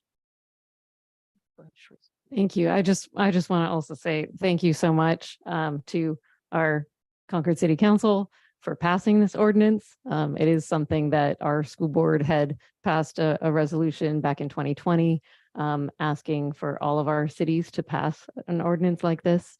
So I just want to applaud your actions that you have done it, and that you've included all of the pieces, including like the size of the pack and things like that, that we know are the types of things that are enticing to our youth. So this is very, very exciting. Wonderful to see, and great to know that, you know, how it's being enforced, not only through code enforcement, but that people can report in the app if they see things happening. So this is just fantastic news. So thank you. And then I just had a quick question. I'm not sure if it's directly related, but across the street from YV High, I oftentimes right now, I keep seeing these like yard sign type things on the roadside that are CBD free samples. And just having that located right across the street from one of our schools just feels like it's, you know, it's there for some reason. Is that allowed for them to market in that way in the city, or is there any kind of ordinance? I assume there's I a- will take that as a complaint, and those standalone signs are by and large illegal in the city of Concord. So I will take that forward through our code enforcement. That's very good to know. And Thank you can so report much. those things on Concord Connect as well. Okay. And if I Thank ask, you. trustee, do you know, is that only on the weekends, or are they doing it on the weekdays? I've seen it there. It's you know, right across the street Yeah. on the corner of Oak Grove Road and Treat, and it's been there for a while, Okay. couple months. I just know some businesses tend to try to do it on the weekends when we don't have code enforcement. No, I think it's just been there for a while, and I assume it's targeting people to go on down Treat to the CB store down there, but I don't know. Thank you. That's good to know. Thank you. Little known fact, I used to be the chair of the Contra Costa County Tobacco Control Council back in my younger days. Still, well, like in my 30s, but thank you so much. I echo everyone's appreciation for really the proactive stance that you utilized through policy to prevent tobacco use overall, but especially among young people, because price is, they're very sensitive to price. So that helps a lot. Now it's your turn, Dr. Clark. 4.4, Mount Diablo presentation on tobacco enforcement, fentanyl awareness, and anti-bullying efforts. So all three at once. Yeah, definitely. I'm gonna put all three of these together and go pretty swiftly. But when it comes to tobacco enforcement, it really falls under the tobacco use prevention education, the 2P programs. And again, these used to be this used to be widely funded. Now it's just it's a small program through the Contra Costa County Office of Education. The same person leads that department. I know her well. I saw her the other night at a fentanyl presentation, and really what they do is just provide training and resources to local school districts, to all of the 18 school districts in Contra Costa County. So that's kind of the official program. There used to be a lot more money involved, so you could fund different programs and different events, but really all that has been scaled way back. So when you think of enforcement, it really falls under our discipline code. So we use progressive discipline with our students, and so first offense is a particular punishment, second offense, so on, and third offense, so on. But it could range anywhere from just confiscating, definitely parent phone calls home, to a day suspension, to a 2 or 3 day suspension if students are using it on campus. Obviously, with the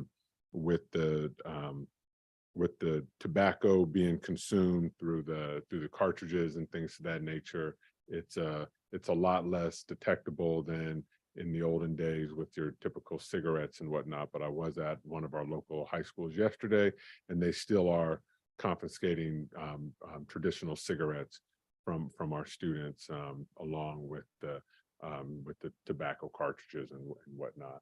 And this is just an example from the Contra Costa County website of their next TUPE meeting coming up, which is on September 8th. And again, still very active. So that's kind of how we address tobacco. Obviously, chewing tobacco would fall under the same categories as smoking tobacco. Fentanyl. So we held our second community presentation on fentanyl just, what was that, Thursday evening. We did one at Ignacio Valley High School in July, and then we did one at Concord High School on Thursday evening. And it is a very, very powerful presentation. We had a recent graduate from UC Berkeley who does the presentation. He actually looks like he could be one of our high school students, but he is a college graduate. And then we have we have some local staff personnel who who have unfortunately some experience with fentanyl and the effects on young people, who do a presentation about several students that we've lost in the district behind fentanyl. And then we also did a student panel just about drug use, tobacco use, sort of the culture amongst our high school students, to really get their voice in the room and to hear about some of the things that are taking place. During the presentation, there was a demonstration of how to administer Narcan, and that's really where a great deal of the conversation took place, because oftentimes students aren't aware, young people aren't aware that what they're taking may contain fentanyl. And so we're really focusing on what to do if someone is showing signs and symptoms that they've ingested fentanyl. So things that we're doing currently within our district, we have Narcan that's available at all of our middle and our high schools. And we do have our principals trained, and we do have staff members who've come forward and volunteered to be trained. One thing that we're really getting the word out on is that there's the Good Samaritan law with this. And so if you administer Narcan and unfortunately the person still passes away or goes into some sort of medical episode, you're not going to be held liable. And so trying to get that word out is something that we continue to work on. We are looking at rolling out the Narcan to our elementary sites, and we're going to continue to hold community events. At the community events, we are providing Narcan to anyone who's 18 years and older who shows up. And actually, we're now in the plans of doing some of these fentanyl presentations at our high schools during the school day, and then giving out the free Narcan to parents during pickup or students who are 18. We can't give it to anyone unless they're 18 years or older. So we're just trying to get out there as much as possible and have folks understand how to use it. It's very simple, and it really can save a life. So that's something that we want to make sure that we're getting in the hands of our staffs, and also communicating that to our students and parents as well. So so at our school sites, I mean, I've talked about tobacco use, vape pens, things of that nature. We've talked about the dangers of fentanyl, which is really just taken over unfortunately in the high mortality rates of our young people. And so that is, besides gun violence, fentanyl is one of those top things that our young people are perishing by. But wanted to just talk a little bit about bullying. We tend to get a lot of complaints oftentimes around bullying, whether it's in as young as elementary school, middle school, or definitely high school. And I think it's important that folks understand the definition of bullying. I'm not going to read the whole thing. You can definitely do that on your own. But I think the couple words that I want to point out is repeatedly over time. So it's not just a one-time incident, teasing someone, posting someone on something online, but really for something to be determined as bullying, it's something that continues on over time. Just students having a disagreement or a fight or an argument or something, that's not necessarily bullying. We do see that as a major disruptor when it comes to the learning environment. And so not only do we deal with it punitively when we come across it, but we also really try to deal with it preventative. And again, we will try to work with our students and let them know to you got to let a staff member know. Like if we don't know, then it's really hard for us to get to the bottom of it. There are support measures on campuses, whether it's with our administrators or with teachers or with counselors, or in some situations, we will have restorative conferences with students and really trying to get to the root of the problem and not just shake a finger at a student and administer discipline and then just think it's going to go away. But a lot of times when you have these ongoing situations, it's a sign of a deeper problem that really needs to be addressed. Our wellness centers have been very successful in dealing with these, and our goal is to have them at every one of our schools.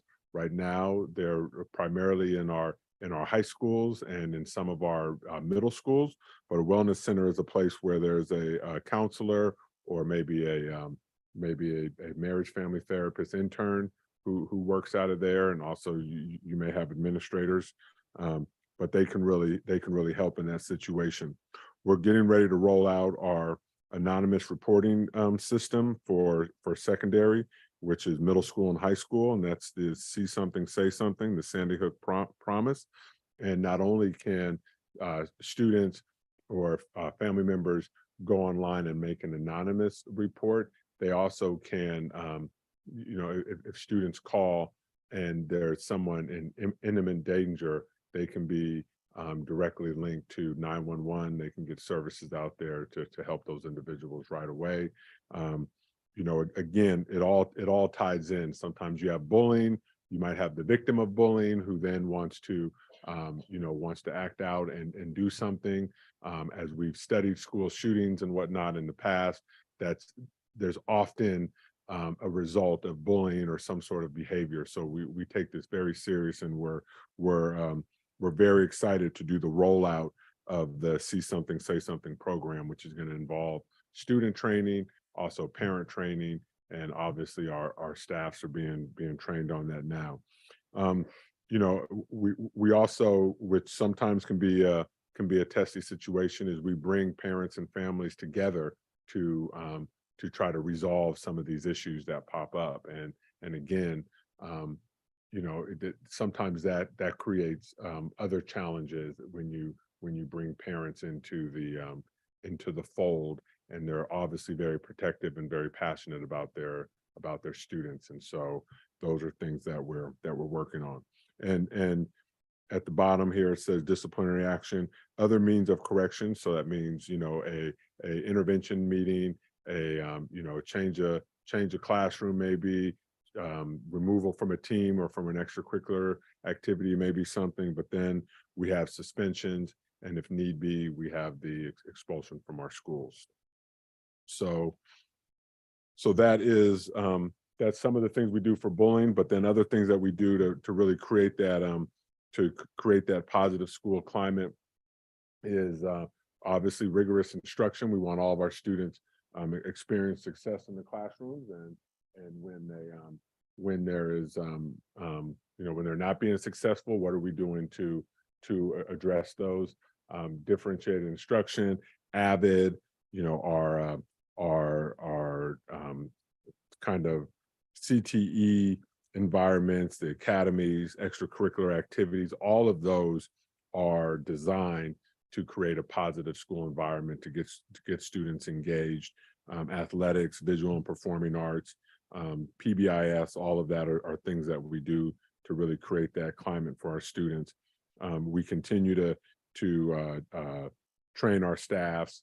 We have many counselors. There also is a counselor shortage, so we do have some open counseling positions throughout, but our counseling staff really supports one another. And if we have an episode or an event that takes place at a school, we will send an intervention team over there consisting of counselors and psychologists over there to deal with it.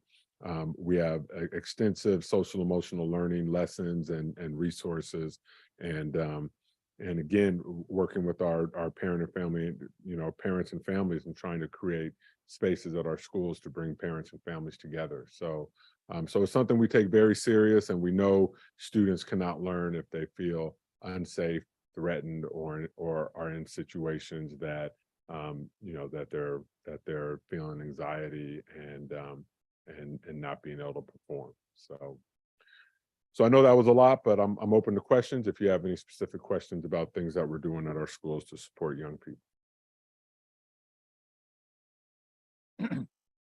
When we had our interviews and our agenda item in regard to tobacco, we had a group of very well-spoken students from several of your high schools come in, and one of the reasons they wanted us to do everything that we did was because they said that they cannot get access to their bathrooms in their high schools because of the smoking and everything else going on. And that, from my side, is like, okay, we did our part, but you guys got to stop, got to put a stop in your house. What are you guys doing realistically? Are you patrolling your bathrooms? I hear you saying that, well, their first offense is this. Well, how many first offenders do you have? How many second offenders do you have? And why do I have students coming into our council chamber to complain that they can't go to the bathroom in your place? So I'd like to hear what you guys actually have produced, and how do you know you've been successful? Thank you for that question. Next question. Yeah, I mean, what? I mean, we have administrators, we have campus supervisors, we patrol bathrooms, we suspend kids, we expel kids. Our suspension numbers are public. I share them in this body. So yeah, we take it extremely serious, and we don't turn a blind eye to it. Our bathrooms are open to all to access. We have multiple bathrooms on every one of our campuses, and having students in bathrooms and smoking is unacceptable. And our administrative and staffs work extremely hard to create a safe environment where students can use the bathroom. So, Councilmember Aliano. Thank you, Superintendent, for this information. I found it very interesting. Before I was on the council, I used to do a lot of work with those battling addiction and those going through recovery. And I understand that fentanyl is it's a crisis amongst the youth within our community. Has there been talks or any thought of, so in that world, there's a saying, addicts raise addicts.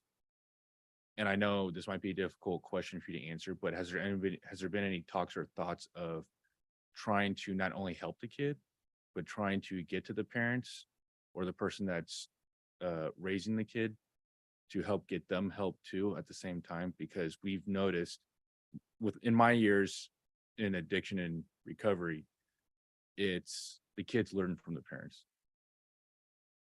And so, well, great question, and I can respond to that. Our schools are a reflection of our communities, and when we engage with our families, either just through back to school nights or just getting to know our families, or if there's some sort of discipline issue, or usually it shows up with attendance when we have students who aren't attending school.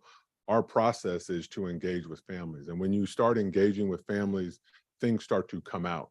And when you create that relationship of trust and you have empathy and we are a resource to our families, oftentimes things come out that there could be a substance issue taking place at home. There could be an alcohol substance issue. And again, we have counselors, MFTs, marriage family therapists, we have psychologists who are on staff who can work to refer those families to get that type of support. We don't have the resources to provide adults with with drug or alcohol treatments, but we can refer them to go and get help, either county helps or work with their own work within their own medical programs if they have that, or get help from the county. So you bring up a good point, because like oftentimes a lot of people just think that dealing with a student smoking in the bathroom, that you can just come in and send that student home for a day suspension,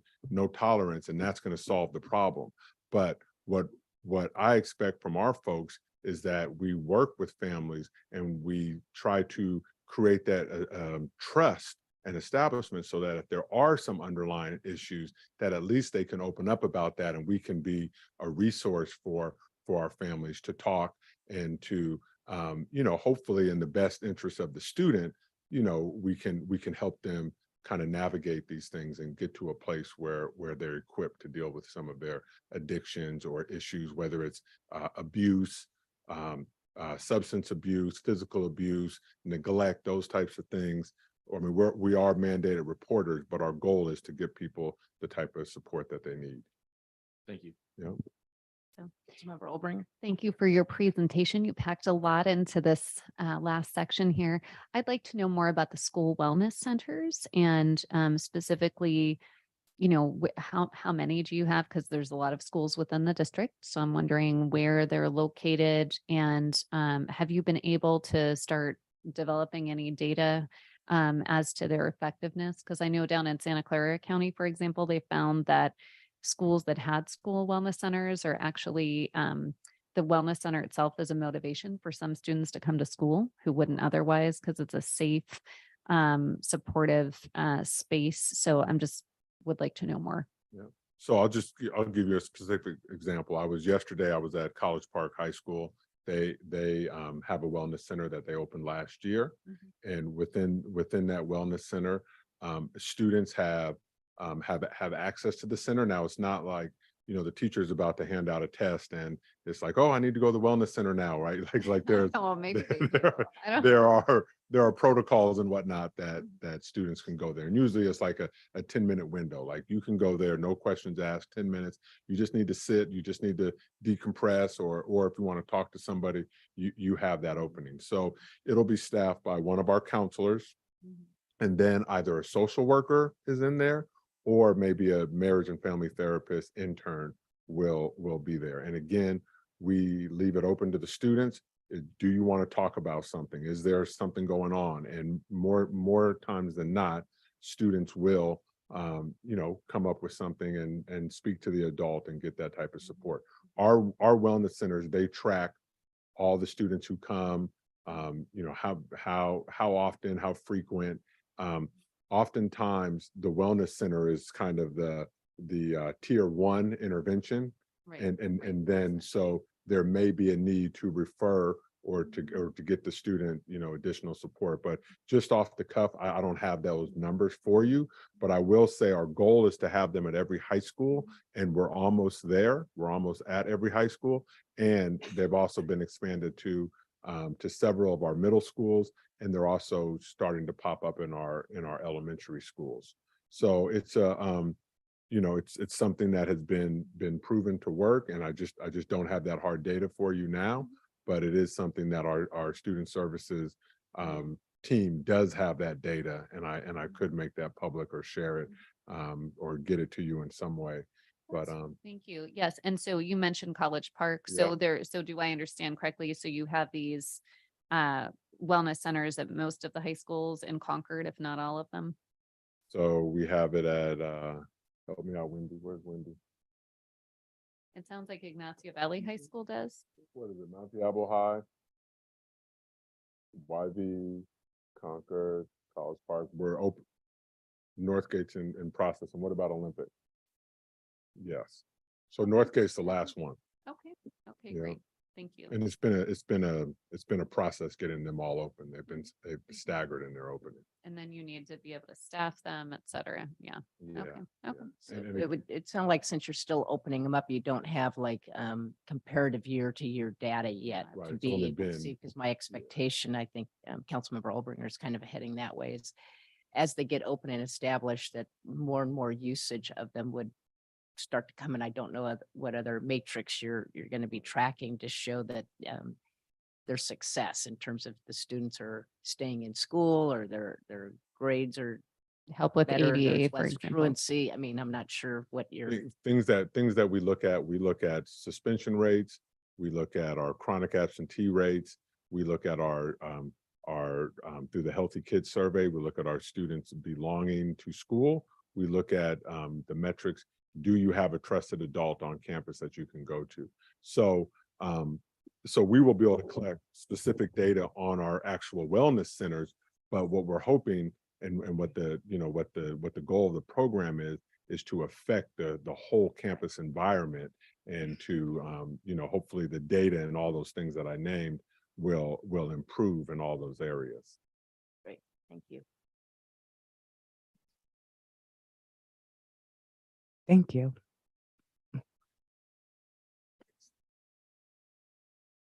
Four point five, presentations on school resource officers.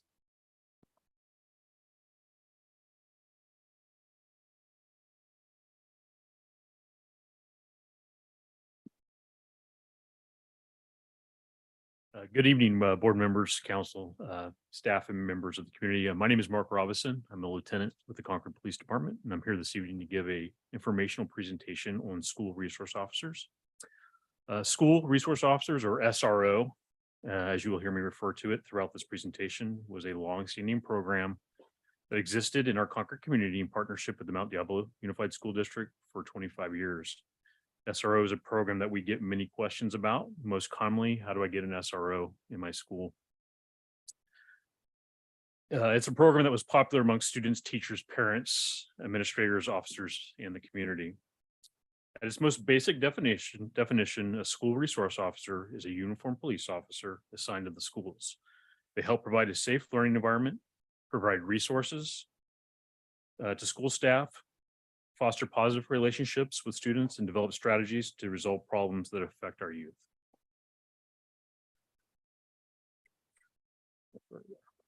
Tonight's presentation will provide a brief history of the SRO partnership between the Concord Police Department and the Mount Diablo Unified School District, an overview of the Mount Diablo School District campuses we serve, the history of the Mount Diablo School District and Concord Police Department SRO partnership, a glimpse of the police activity on campus, discussion on the importance and benefits of an SRO program, and what an SRO program may ideally look like should it return to our schools.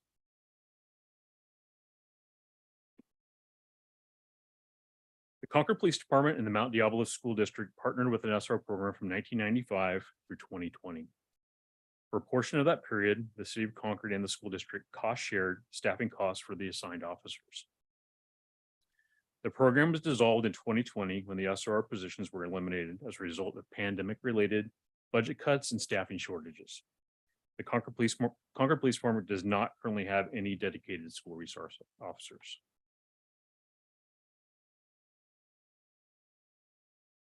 As the largest city in the county with a population of over 130,000, Concord is obviously home to most of the district's campuses.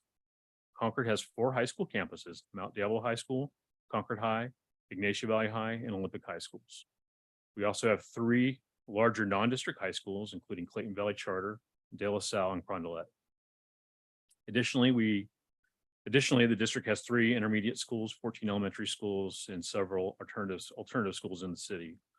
Our schools serve the residents as well as many students who live in neighboring communities and attend school in Concord. Very dark map. That's a parcel map of all the campuses in Concord, and you can see how they're spread about the city. With the number of schools and the enrollment at those schools, police calls to campus are not unusual and can be expected. This chart is an overview of police calls for service to schools over the 2017-2018 school year, 2018-2019 school year, and 2022-23 school year. These numbers exclude the pandemic impacted years and also include Clayton Valley Charter. I also want to point out that the 2017 through 2019 school years were through the 2017 to 2019 school years were with SROs on campus at Mount Diablo High School, Ignacio Valley High School, Concord High School, and Olympic High School. This is a glimpse of the activity on campus that we were able to capture as data. To add some context to these numbers, the most frequent calls to our campuses last school year, other than unspecified 911 calls, were requests to speak with officers, suspicious circumstances, assaults, threat complaints, and disturbances. The top location for all school-related calls for service were at the four high schools and Clayton Valley Charter. If you look at the numbers there were 31 juvenile arrests in 2017. All these arrests were arrests that occurred of juveniles on a school campus. So 31 arrests in 2017, which you can see was significantly higher than compared years. I wanted to give some context to that. There were a few incidents where there were more than one arrest per incident. For example, a robbery case with multiple suspects, an assault case with multiple suspects who were arrested.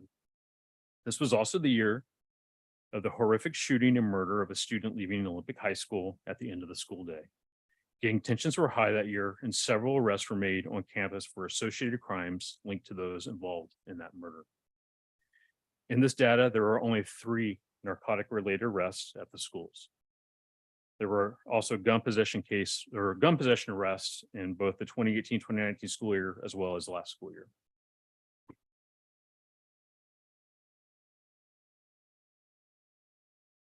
We currently do not have SROs, and therefore our patrol officers respond to calls at our campuses and interact with our youth and the staff. Often this may be the first time the students talk with a police officer, and the lack of familiarity may be a missed opportunity. Typically, the only time our officers respond to campus is when we are called. Former school resource officers have given me numerous accounts of victims coming forward because of the trust they have built with the officers. Stories of families coming forward to report sensitive crimes. They may not know the officer, but they see them every day at the school. Nationwide, there was a decrease in reported child abuse during the pandemic years due to the decrease in interaction and a loss of vision on the problem. Officers on campus help increase that vision. One former school resource officer shared with me a text message she recently received from a former student almost a decade after they were on campus together. The former student said she didn't know where her life would be if it were not for the way the officer helped her navigate being the victim of sexual exploitation, a crime the officer first learned about from the rumors she heard while being present on campus. School resource officers make schools safer. Students, staff, and parents feel safer with officers on campus. They can immediately respond to an active threat or crisis, as well as the apprehension of those disrupting the educational environment with their crimes, like we saw a few weeks ago with a student robbed of his property on a high school campus in Concord. Those suspects were located by officers shortly after and were in possession of loaded handguns. School resource officers have the experience, training, knowledge, and equipment to respond to those situations. To a much larger extent, school resource officers provide safety through prevention. Their presence alone on campus is a deterrent to crime. Gang and gang violence germinate at school. Without an officer on campus, we lose sight of that. Being in the schools, interacting with the youth, hearing conversations, developing rapport, recognizing behavior trends, and intervening when tensions build is the opportunity to prevent violence on and off campus. Early identification and intervention is the key to keeping our youth out of the criminal justice system. This view also allows us to look forward, as SROs have the opportunity to partner with our junior high schools. We often experience gang trends that start at the junior high level and boil over the following year when these youth enter high school. Having that view early will allow our schools to develop the strategies to address and prevent some of these issues. A return of an SRO program, should that occur, will continue the best practices we have developed with the school district over the past 2 decades, with ideally 4 officers assigned to our high schools. Officers would be carefully chosen, recognizing school police work is not for everyone. We would seek officers like former Concord High SRO Aaron Dragoo, who every year was asked by numerous students to be the one handing them their diplomas on graduation day. And Officer Mike Jamie, who remained after hours to support the athletic programs at the school he worked at. Officer Jamie remains the Concord High varsity basketball coach today. School resource officers will be trauma-informed, trained in crisis intervention, including basic, advanced, and mental health training from the National Association of School Resource Officers. They will dress in softer, non-traditional uniform to encourage approachability, often multilingual, and have the level of experience to obtain credibility among the school faculty, students, and staff, and parents, excuse me. We would invite the participation of our school principals in the selection of our school resource officers to help us choose someone who's reflective of the school community they will be serving. In closing, to answer a question asked by both the district and council regarding fiscal impact, a full-time police officer with benefits is approximately $280,000. With additional vehicle fleet costs, the fiscal impact would be approximately $3,000 a year per position. I appreciate the opportunity to speak with you this evening, and I'm available to answer any questions. Thank you. I just wanted to see if you can, a couple of points that I think you might have quickly glossed over, but just for the general public, a regular patrol officer versus a school resource officer. It's not just taking somebody off patrol and having them come in to the school campus. I know when I went to, as school board members do too, they go to their training as board members, and we have our League of Cities training. I learned that there's a full educational program specialized in post that basically is just focused on information and how to be an SRO. Can you kind of go over that, and also about how do you ensure that a police officer, school resource officer, I should say, stays in their lane? Because if they're on a campus, there's administrations, there's counselors, there's other things that happen in a school district that is school district responsibility, that they don't intervene or get out of their lane, so to speak. Yeah, the first, probably biggest step is picking the right person. I kind of mentioned that it's not for everybody. So identifying the right person through that process, and then involving the principal and in the selection process. And there is additional training that a patrol officer may not necessarily receive that is specific to school resource officers. There's POST, as well as the National School Resource Officers Association, that provide that specific training.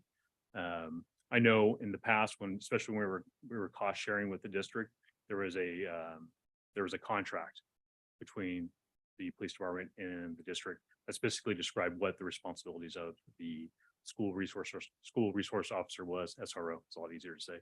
SRO was to make sure that those boundaries were there, that the police weren't getting involved in something that should be strictly a disciplinary issue with the school. So. Thank you. Councilmember Aliano. Lieutenant, if you could refresh my memory and elaborate a little bit more. When we did have the SROs, there was a program at Mount Diablo High School in partnership with Concord PD and the students. Can you remind me what that was? Because it was really impressive to see how the kids interacted with the officer, and it was really nice to see. So what was that? Yeah, it was the Red Devil Auto Restoration Program. And that was the school resource officer, as well as non-school resource officers that were automotive enthusiasts who were interested in automotive repair. They started a group at the school where students were interested in automotive repair. They got a car donated, and they were able to work on some of the mechanical and the body work on it. they worked on it together. I think they met a couple times a week after school. I know they participated in a car show. So it was an opportunity for the officers to work with the youth at the school, give them an opportunity to do something after school, something productive, learn a skill. And the officers really enjoyed it as well, because like I said, they're car enthusiasts and they enjoy kind of teaching the things they've learned over the years. And it's interesting that as we spoke with one of the officers that was involved in that, he told me that he recently had run into a Mount Diablo student who has since graduated, and he's gone on and he's working as a mechanic, kind of building on those skills that he learned during that program. I'm assuming that program is no longer work in progress. Yeah, during the COVID years, or when COVID it went away, and then they were utilizing the automotive shop that was at Mount Diablo High School also. Thank you. I think we have some speakers cards, so we'll go to those first. Do public comment first. And just, And okay. Alex, it's your turn. We're doing 3 minutes. I'll be generous because the one speaker I forgot to press start. So I do want to be equitable, but try to keep it to around 3 Super minutes. quick. My name is Alex Navarro, and I am a mother of 2 students in this district. I'm a volunteer leader with the California chapter of Moms Demand Action, where I work together with community-based violence intervention programs. These programs are an effective alternative to SROs and break the cycle of violence together with students that are at the highest risk of either being a perpetrator or victims of violence. On a statewide level, we're currently advocating for AB 28, the Gun Violence Prevention and School Safety Act, which would provide $75 million to CALVIT funds, which is the California Violence Intervention and Prevention Programs. These funds would go towards cities and community-based organizations providing life-saving violence intervention and prevention services to communities hardest hit by gun violence, making a huge difference in school districts like ours. And I think towards what the officer said, there are certain officers that don't want to do this work. These community-based violence intervention programs, they specialize in these programs and they want to be in the schools.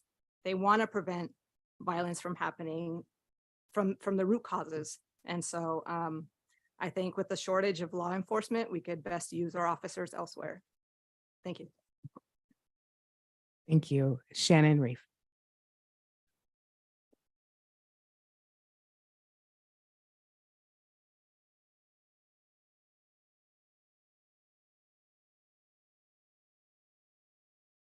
Hello, my name is Shannon Reef. I'm also a parent of 2 kids in the school district, one in 6th grade and one in 9th grade. And I do have to quickly address Vice Mayor Brisson. I have a child that is at one of the high schools that is not able to use a gender neutral bathroom because there are people that were vaping in there or smoking in there, and they have since closed that bathroom down. So it is difficult for my student to be able to go to the bathroom every day. So just wanted to take the opportunity to say that. But then regarding school officers, the resource officers in schools, I think one of the reasons why I'm here today is in regards to school safety and the incident where the student was allegedly robbed at gunpoint, which resulted in an arrest of a juvenile and the recovery of multiple guns.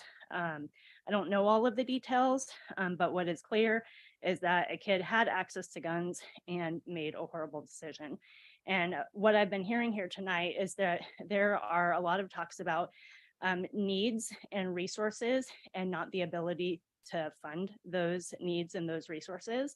And based off of the presentation that I just heard, it would be very costly for the school district or the city council to cost share like they did before on SROs.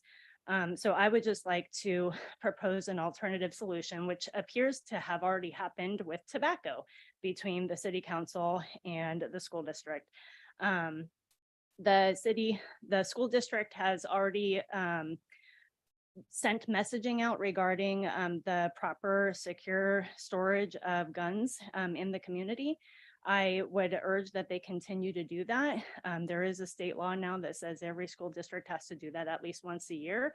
I would hope that that would be more often, maybe even something on the school and the district's websites in regards to how to properly secure firearms, in the same way that you have on the website information regarding mental health resources and suicide prevention. Regarding partnering with the city council, there's an opportunity to pass a safe storage ordinance of guns that are already in the community. And what that safe storage would be is making sure that firearms are unloaded, locked, and stored separately from ammunition if possible. And I just want to bring these two items to your attention because I feel like this is a low-cost alternative to protecting schools and protecting our students from gun violence, like the incident that just occurred on the Concord campus. So I just really hope that you think about what has already worked for tobacco and apply that to something that is affecting all of our students and the #1 death of kids in America, which is firearms. Thank you.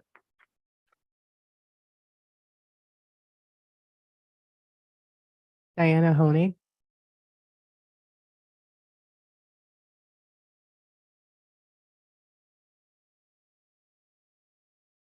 Hi, good evening.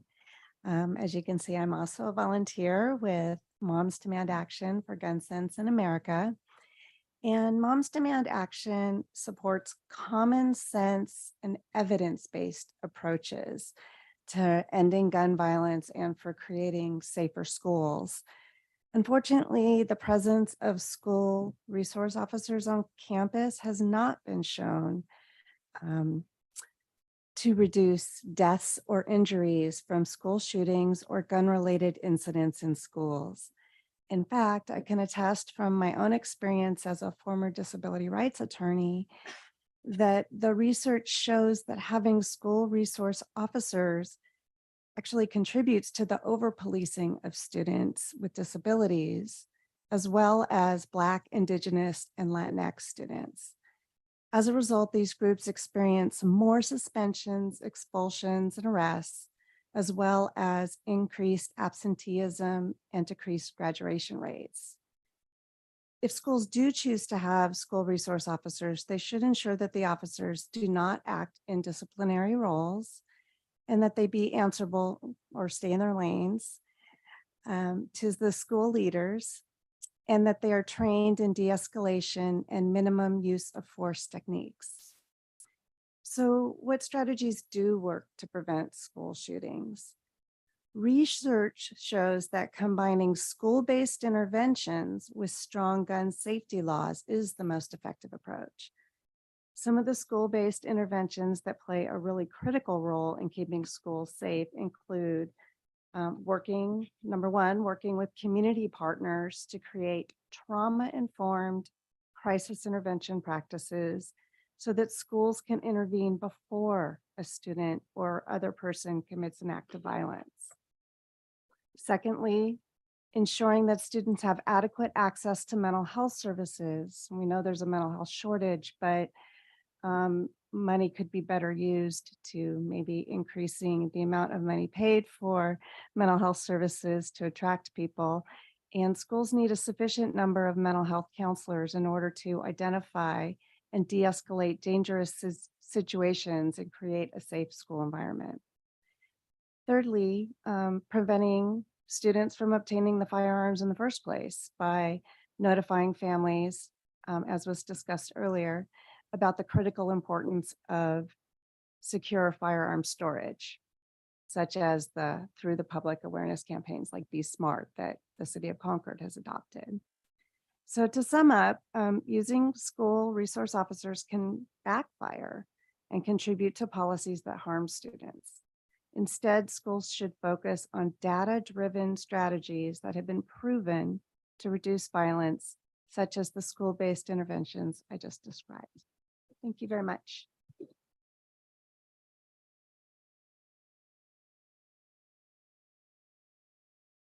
No more speakers. Back to us. Yeah, well, okay, we can go to questions. I think Councilmember Obringer, you had something, and then Sharice. Yes, I did. I had a question, Lieutenant Robeson. Thank you for your presentation and thank you for the public comment. And I just wanted to ask about the chart that says police on campus. I wanted to try to better understand because and I know, it's pre-pandemic and post-pandemic. And so I was just trying to understand, it looks like there have been fewer calls for service now that there aren't school resource officers. So I was just trying to understand why that would be. Or is it because, yeah. Do you have any insight? I mean, it could be, we're not seeing, we're missing things. Things aren't getting Okay. reported to us. Mhm. So it would be easier to identify if there was someone on campus.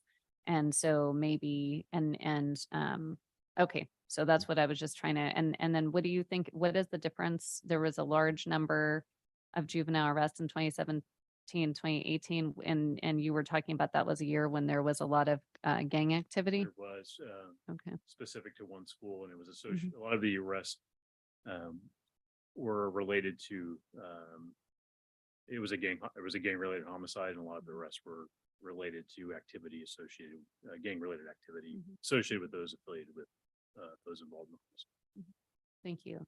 And I just wanted to share with my colleagues, the council does get invited once a year to go to the safe school, I think to discuss the site plan, because we're included as I think the police department is as well.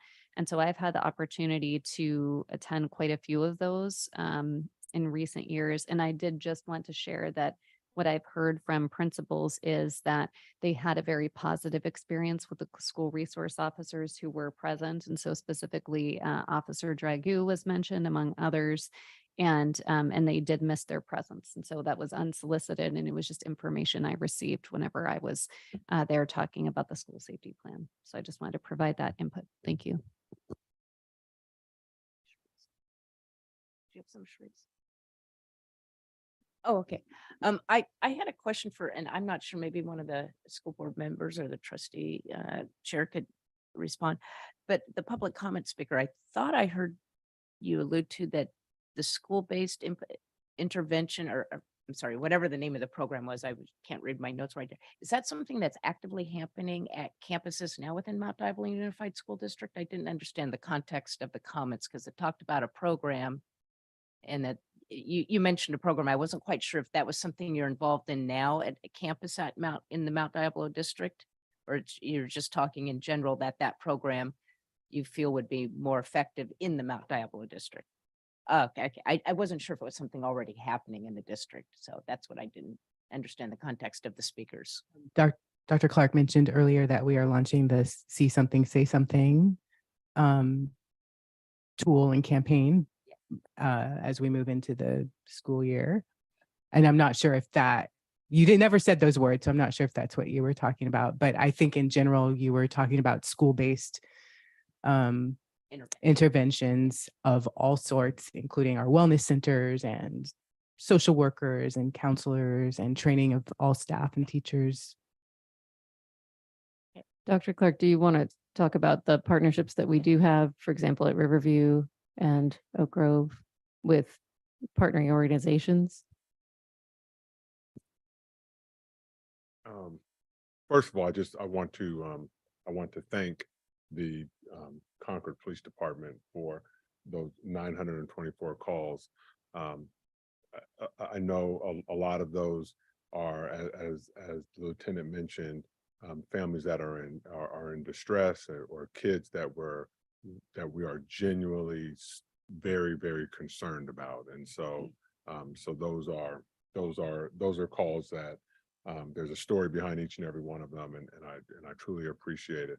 And also just when we do call for service, we are primarily looking, trying to respond to felonies, right? This isn't students that won't put the cell phone away, won't take off a hat or things like that. These are felonies: assault with a deadly weapons, selling of narcotics or drugs, any sort of sexual assault, those types of things. So I do just want want to make that point. In terms of partnerships, we do have we do have SROs in Bay Point. The Sheriff's Department does provide an SROs for our Bay Point schools, and the Pleasant Hill Police Department still has an officer dedicated, still has an SRO officer dedicated who supports our schools in Pleasant Hill. However, we are looking for outside partnerships, ways to create mentorships for students. We have several different contracts with organizations out there that you know, are connecting with our kids, are connecting with families. You know, I don't want to name them necessarily here, but we do have several of them. We have them working at Riverview, we have them working at Oak Grove, we have them at Ignacio Valley High School, we have them at Mount Diablo High School, we have them at Concord High School, and primarily they are those go-betweens between the school and home, and really trying to find ways to connect with our young people who may need alternative you know, support that is not your typical you know, principal to student kind of interaction. So these are individuals that reflect the student demographics that we have, and just really try to support the students in a non-traditional way, but all of it centered around social emotional learning, relationships and connections. So so we have a lot of resources out there for our students, and we do try to think outside the box and try to think inside the box, and any ways possible that we can support our students. But I am very, very thankful for the partnership that we have with Concord. Dr. Clark, you mentioned Bay Point, and I believe it was College Pleasant Park, Hill. Pleasant Hill schools, that you have that there are SROs, and are those I assume are being paid by those jurisdictions, so the school district's not putting any funds into it. Correct. So it is happening in other campuses, just that it's being funded by the And it looks a little, local it looks a agency. little different than what the lieutenant described. These are dedicated officers when there's a school call. These are the officers that come if they're working. They're not on our campuses. They don't have an office there. They're not there, you know, all day long, but you get the same officers that respond to deal with these challenges. Thank you for the clarification. I'm sorry, Councilmember Aliano. Thank you, Mayor, and I'll just get straight to it. You know, I'm very supportive of the school resource officers. I understand an officer isn't going to be the answer to everything on campus. I think there needs to be a huge web of services, a bunch of different array of services, but I do think a school resource officer is an important part of that web. And I understand there's a cost associated with a school resource officer. So my question to the school board members, I would like to hear your opinions if you guys are supportive of the school resource officer. I know my colleagues would definitely share their opinion. Well, I support the idea of school resource officers to the point where I'm just speaking from myself as one council member, to the point where I would be interested in at least starting to see if we can get one on one of the campuses that the city would fund. I'm very concerned when we have, you know, we look at YV last year, we look at what happened to Olympic a few years ago. We were just shy of not having a really bad situation at Mount Diablo High. And I just don't want to end up in a situation where, you know, we see these happening on campuses all over, that had we not had an SRO there, and I'm not saying that 100% guaranteed, but that we didn't try to have all the tools out there to try to minimize or prevent something from happening, because we're just sometimes one step short of losing kids on campus to gun violence. And I'm sorry, locking up the guns is important, but these kids are getting ghost guns. They're buying the kits online and they're putting together themselves in their garage, and they're going to the campus and they're, you know, wanting to whack their, you know, whoever they're upset about. And that's not acceptable. And I'm just fearful that, you know, every day doesn't go by that there's not going to be an incident happening. And I want to make sure we provide, you know, the safety out there in the campus the best we can. And some of that is having that ear to the ground to hear about what's bubbling under the surface that we can get in front of. So that's why I'm supportive of this idea. And I think it could, you know, if the school board is interested in pursuing it, that the specifics of how and what they do. And as Dr. Clark mentioned, to make sure everybody stays in their lane, that the person is properly trained, but also it's somebody, SROs aren't just you're assigned to do it. It's somebody that absolutely has an interest in doing this. I mean, you look at two of our officers. I mean, they are so missing being on those campuses. They're still involved in the campuses in other ways, but getting the right personality and having the school district be involved in making sure that that's the right fit for the campus and working out the specifics as to making sure they stay in their lane and it's very clear. I'm definitely interested in seeing if we can't bring at least one school resource officer back. That's where I'm coming from, Vice Mayor. I'm sorry if I could just interject. This is the first kind of discussion that as a board that we have had around school resource officers. So I know, just in all due respect, Councilman, that I wanted the presentation to just kind of, so that as a board we were all kind of coming from the same space. But I would really like to build on this conversation with the board in our regular process and talking about that before we take a straw poll vote or anything I'm like not, that. yeah, I just wanted to let them know I was supportive of I'm it. not trying to put anybody on the No, I spot. got I'm you. just being, No, I mean, I think it's worth knowing, do you guys support the idea to at least talk about? Because I don't think it's worth our time if there's. no, and I'm supportive to talk about it. I'm supportive of it overall. So, I would just say, because we are paying in Bay Point for it, it's clearly something we value. And it's not for what we've seen, it's more about the students and the police officers building a relationship that doesn't have anything to do with law enforcement. They see, and ours is based at Riverview mainly. It goes to all the elementaries. They do movie nights. They take the kids fishing. They do all kinds of events. So they build a relationship. And instead of the first time our middle school student is meeting a police officer is because he's in trouble, he's already knows that officer and has a relationship with it. So we've seen it be successful in that regard. And that's why we fund it through killer mitigation funds. And I just know that all the high school kids that I talked to that went to Mount Diablo High couldn't wait to go build the car with the police officer. So Just that's to all. clarify, to clarify, I don't believe the Killer Mitigation Fund is a school district pot of money. It is through the county. I just want to make sure, because as I understood from Dr. Clark, the school district is not putting any funds out. It's from other sources. Thank you. First, I have no problem putting elected officials on the spot. It should be done more often. Number one, that's right. We deserve it. We've signed up for it. Second, I also am a big supporter of the SROs, and I would pass on an additional incident that occurred. I was outside of Mount D at a time with an SRO officer. We had a meeting earlier with the then principal. Car pulled up,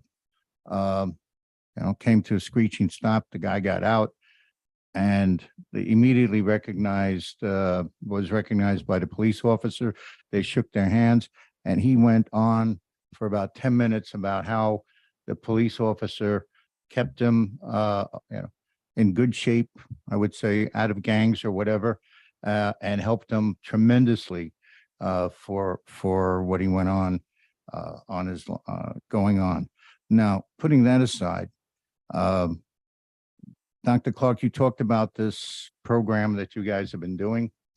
How do you measure the success? What are the indications of it? And how do you know it's working?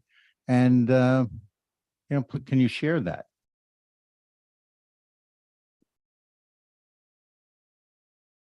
I don't have the data with me tonight, but each of the consultants who we're working with, they do pre and post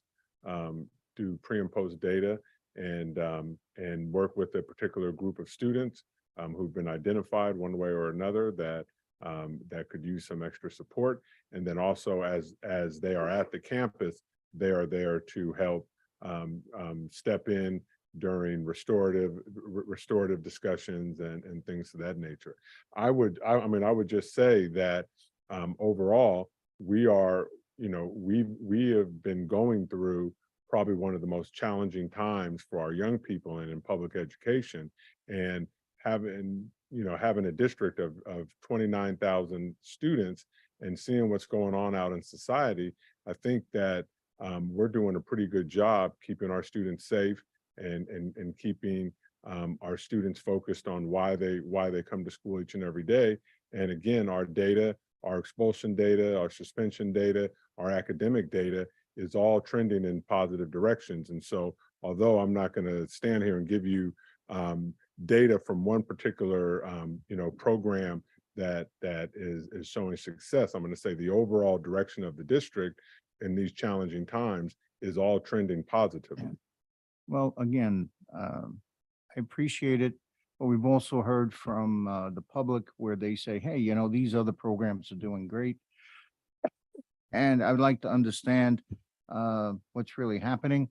And one of the other aspects is if this program is going forward, hey, the SROs might be I wouldn't say, in police terms, it would be a force multiplier, but it would be the inappropriate adjective here. But it would be a service multiplier that might be looked at. And so that's why I'm very interested in, hey, how's it working? How do we know? Where does it work and where doesn't it work? How can we make it better? How can I apply it maybe to dealing with my CHP on Ignacio Valley Road, who is definitely in need of some calming down, especially when my car goes by. So there you go. Thank you. I was just going to say, I don't look at SROs as being something to displace anything that the school district is doing. I think the school district, as you just mentioned, Dr. Clark, in your presentation, a variety of things that it's all positive and you can't just do one thing. You have to do multiple things. And I appreciate you sharing with us the different points that you're bringing together, the different aspects, from mental health to supportive services to intervention to restorative justice and progressive discipline. I think all of that is imperative. It just, in my mind, it's also kind of adding back into that fold. School resource officers, another component to be complementary to everything the school board is doing. And I know Councilmember Obringer, you had a comment. I do. So first of all, I want to thank the school board for having this conversation. And I'm really glad we're in this space. I think this is the most exciting part of the meeting. So everybody woke up, even though it's 9:15. And I did want to highlight something I haven't heard anybody talk about, but I'm very excited that the school district is funding one day at a time and is trying that out. So thank you for doing that and trying out that program and seeing how that works. And the city, and I appreciate Councilmember Aliano bringing it to everybody's attention, and the city council is going to be funding some components of that program. And I look forward to seeing how that helps, because I do agree that from what I've heard, and again, I'm not a school board trustee, I just received my information from teachers and principals that I might interact with as a council person, as well as students and families. And I have heard, as well as the police viewpoint, and I have heard that there does seem to be, a disconnect, that kind of the relationship, kind of what Trustee Mason talked about, where there's already a relationship established. So if there is something that is brewing that could be negative, that there's already awareness and an ability to potentially mitigate that challenge. And I think that's one of the roles that the school resource officer has played, and hopefully one day at a time can help with some of that. Again, I would be supportive. I understand that there's funding issues and that the school board will most likely not want to fund this. I do appreciate hearing what's happening in Bay Point and also what's happening in Pleasant Hill. And so this issue is so important that I think that we can't let any approaches fall by the wayside. So we're exploring and trying out one day at a time for the first time at Ignacio Valley High School. And I hope if it's successful, that it comes to my city council district over at Mount Diablo High School, because I'm very concerned about what happens there. Also, I appreciate what we've been hearing about the need for the safe gun storage. I know that we met about this, Shannon, back in June. I was going to email you 2 days ago. Now I know I definitely need to follow up with you about this because I know you're going to hold me accountable. So, you know, there's all these different approaches. So, so I just hope that that the school board hearing tonight, and I am very interested in hearing from each of you, because again, this is your jurisdiction, but I hope that you hear that the council, we feel so strongly about this, at least the 4 of us that are here, that we'd be willing to put some of our limited dollars toward bringing back school resource officers as one of many approaches working together to keep our kids safe. And I'll just ask a follow-up from Councilmember Albringer, not to put the school board members and trustees on the spot, but I appreciate Dr. Clark's comment because we didn't intend to broadside you, but we wanted you to hear from us that we're supportive of exploring this. We knew with it you. was on the agenda. I don't Well, I think know, there's but I any mean, in terms of what- broadsiding, and But I'm we sure would be I'm sure interested there if are you do some want of to us. who share understand. whether you would want to have further discussion and dialogue on this topic, you know, between you as trustees and Dr. Clark and our city staff. Trustee McFerrin. I'll just briefly share that sorry, that some of my concerns around it were described in public comment. And being someone who's I'm in my 13th year teaching at a high school. And I've worked at schools that have SROs and schools that don't. And I do think kind of when I hear the explanation about what an SRO could do, it's really hard for me to think of how those roles couldn't be fulfilled by other members of the staff, like making connections with students. All staff members are mandated reporters, things like that. And so, but really, we haven't really engaged with the public on this much. We've had, I don't get any kind of, generally don't get a lot of emails. And so the public comment we heard tonight is the only public comment that I remember hearing on this topic. So I would be just really interested to hear from the community before really establishing any sort of a position on it. Trustee Mayo. So you're going to put me on the spot, right, Mr. Oh, you don't have to. I'm just giving you the opportunity because we haven't So heard from I us need a much. clarification because I do have a deaf ear. Did you indicate that it would be $280,000 per resource officer or for 4 resource officers for one? Okay. So please understand that I grew up in a military family and that I have in all of my life experiences have had very positive relationships with police departments. I value them very much. Our children respect them. And my grandson loves you. So let's put it that way. I could show you an amazing picture. When the amount was mentioned, in the back of my mind, I heard that's 2.5 teachers. And we have individuals across the campus who want additional teachers for their child's needs from the parent's perspective. And if you were to multiply that times 4, that's quite a few faculty members, or maybe they're counselors or other positions that we would want to consider funding. Trustee Mayo, and I throw out there because the council, at various times we've had conversations about if the cost wasn't borne by the school district, is there an interest to have conversation to see what something might look like? That wasn't clarified initially. So Putting I'm that not out going to there, go if there it's a right now. cost issue, okay. The now you've broken my train of thought. And that's unfair, I think. Earlier, we mentioned crossing guards and the response almost instantly, and I'm being candid here, was, well, the city can't afford those because it's too expensive and there are too many. What is the cost for crossing guards versus 4 SROs? Because that's what I hear from our community the most is they're interested about crossing guards. I don't hear public comment about SROs. And so I'm just stating factually. That's the feedback. Right.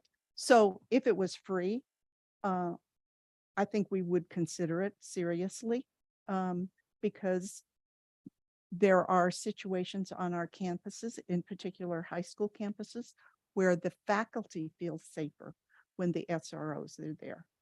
I don't know that all of the students feel safer. And we do remember the unfortunate circumstances a couple of years ago in Walnut Creek, which caused a huge outcry against police on campus. And our emails blew up during that situation. So it does require conversation with us as a board, I think, and discussion with the superintendent and a careful consideration from our community. Thank you, Trustee Mayo. Trustee Cowan. Thank you. I think that was very well said, Trustee Mayo. I really appreciate your thoughts on that. I also want to thank our Concord Police Department and all of the police departments that we work with and the Sheriff's Department for how they partner with our schools and respond to our calls when we need them. There's definitely always a place there are situations where that is needed. So I just want to start with that. I'm not against police per se as a whole, but I definitely look at the cost, I think in a very similar way to what Trustee Mayo just stated. These are trade-offs. When we pay for one thing, we can't pay for another. And where are our priorities? As a school district, I do not see us paying for police. I don't think that's our role. And I think anytime that we would need to pay for that, it takes away from something else. And we're already a deeply underfunded school system across the state.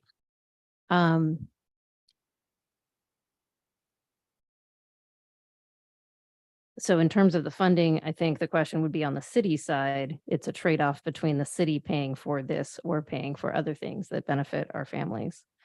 And just to clarify for the public that's listening, I want to make sure that everyone did hear that when Trustee Mason said we funded, that she was not referring to the school district. Just to clarify one more time, the school district is not funding police in any way at this time. The cut that we made during COVID was the only existing piece of funding, which was half of the school resource officers through the city of Concord. So fundamentally, that's just where I am in terms of costs. When we talk about what's working in some of the other cities and the way that the SROs are working, they're not necessarily placed on the campus in the way that someone would normally think about an SRO, like stationed there with the police car right there at all times and standing there as students walk in. That's not necessarily the model that we're seeing in some of our other cities.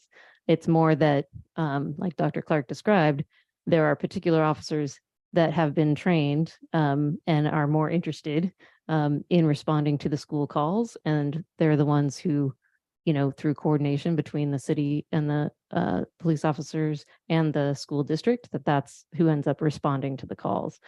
I'm not sure that you need to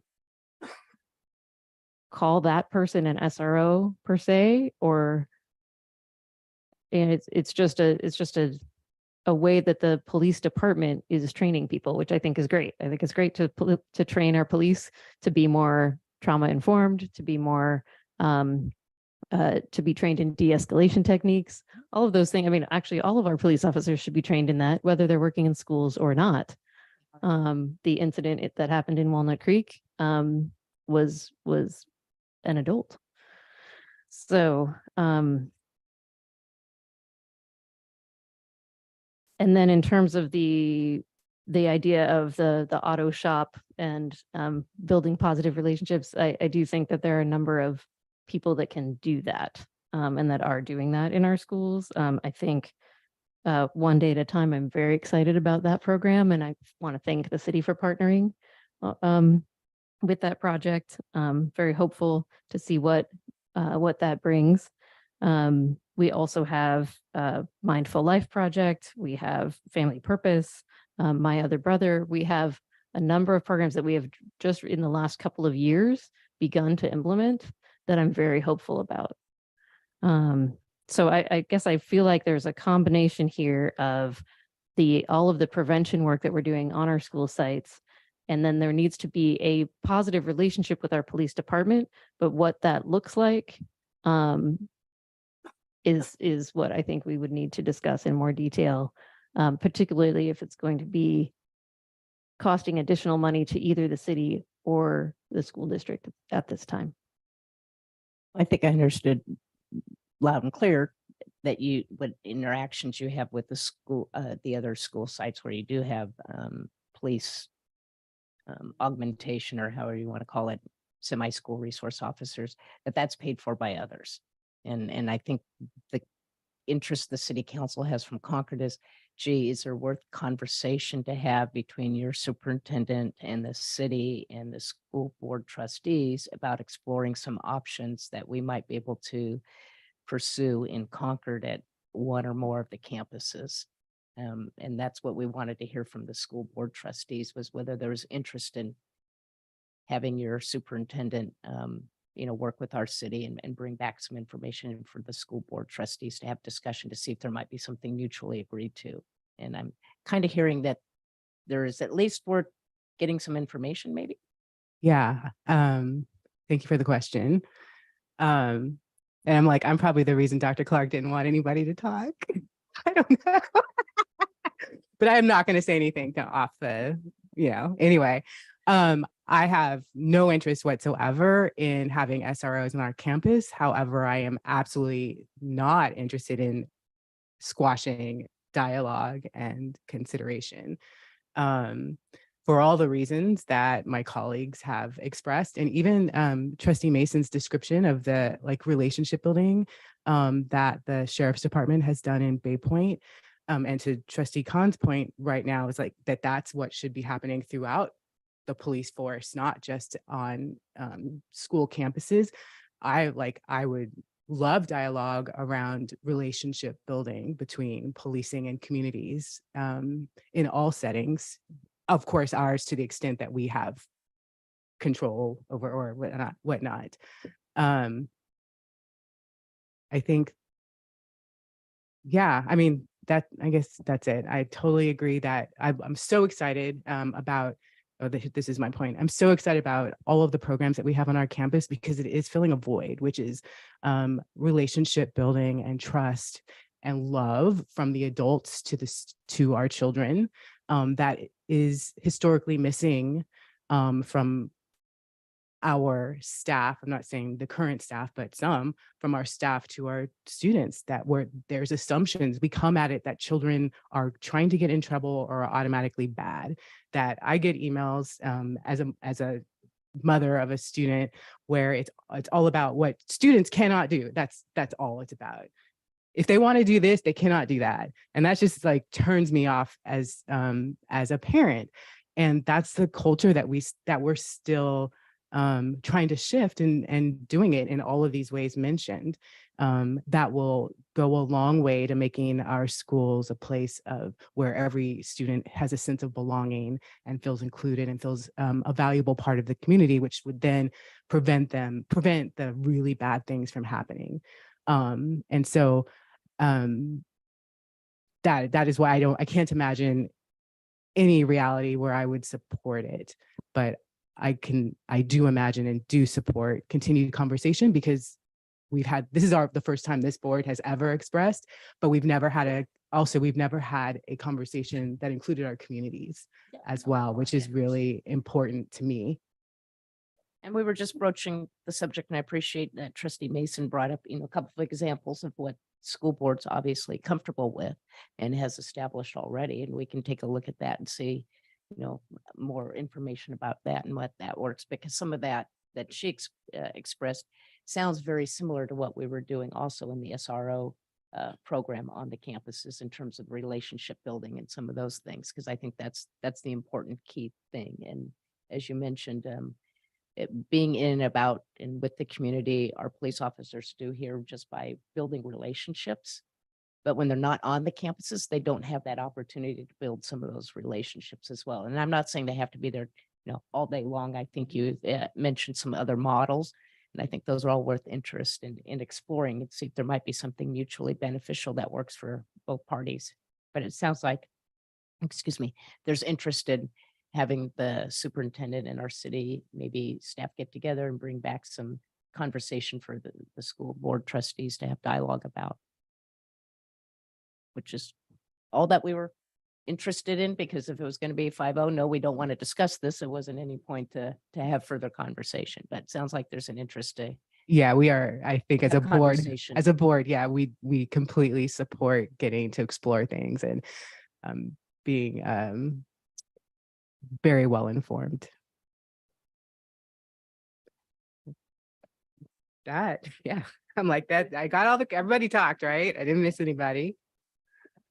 Okay, then we will go ahead and. This is our longest meeting this year. School year. Seriously?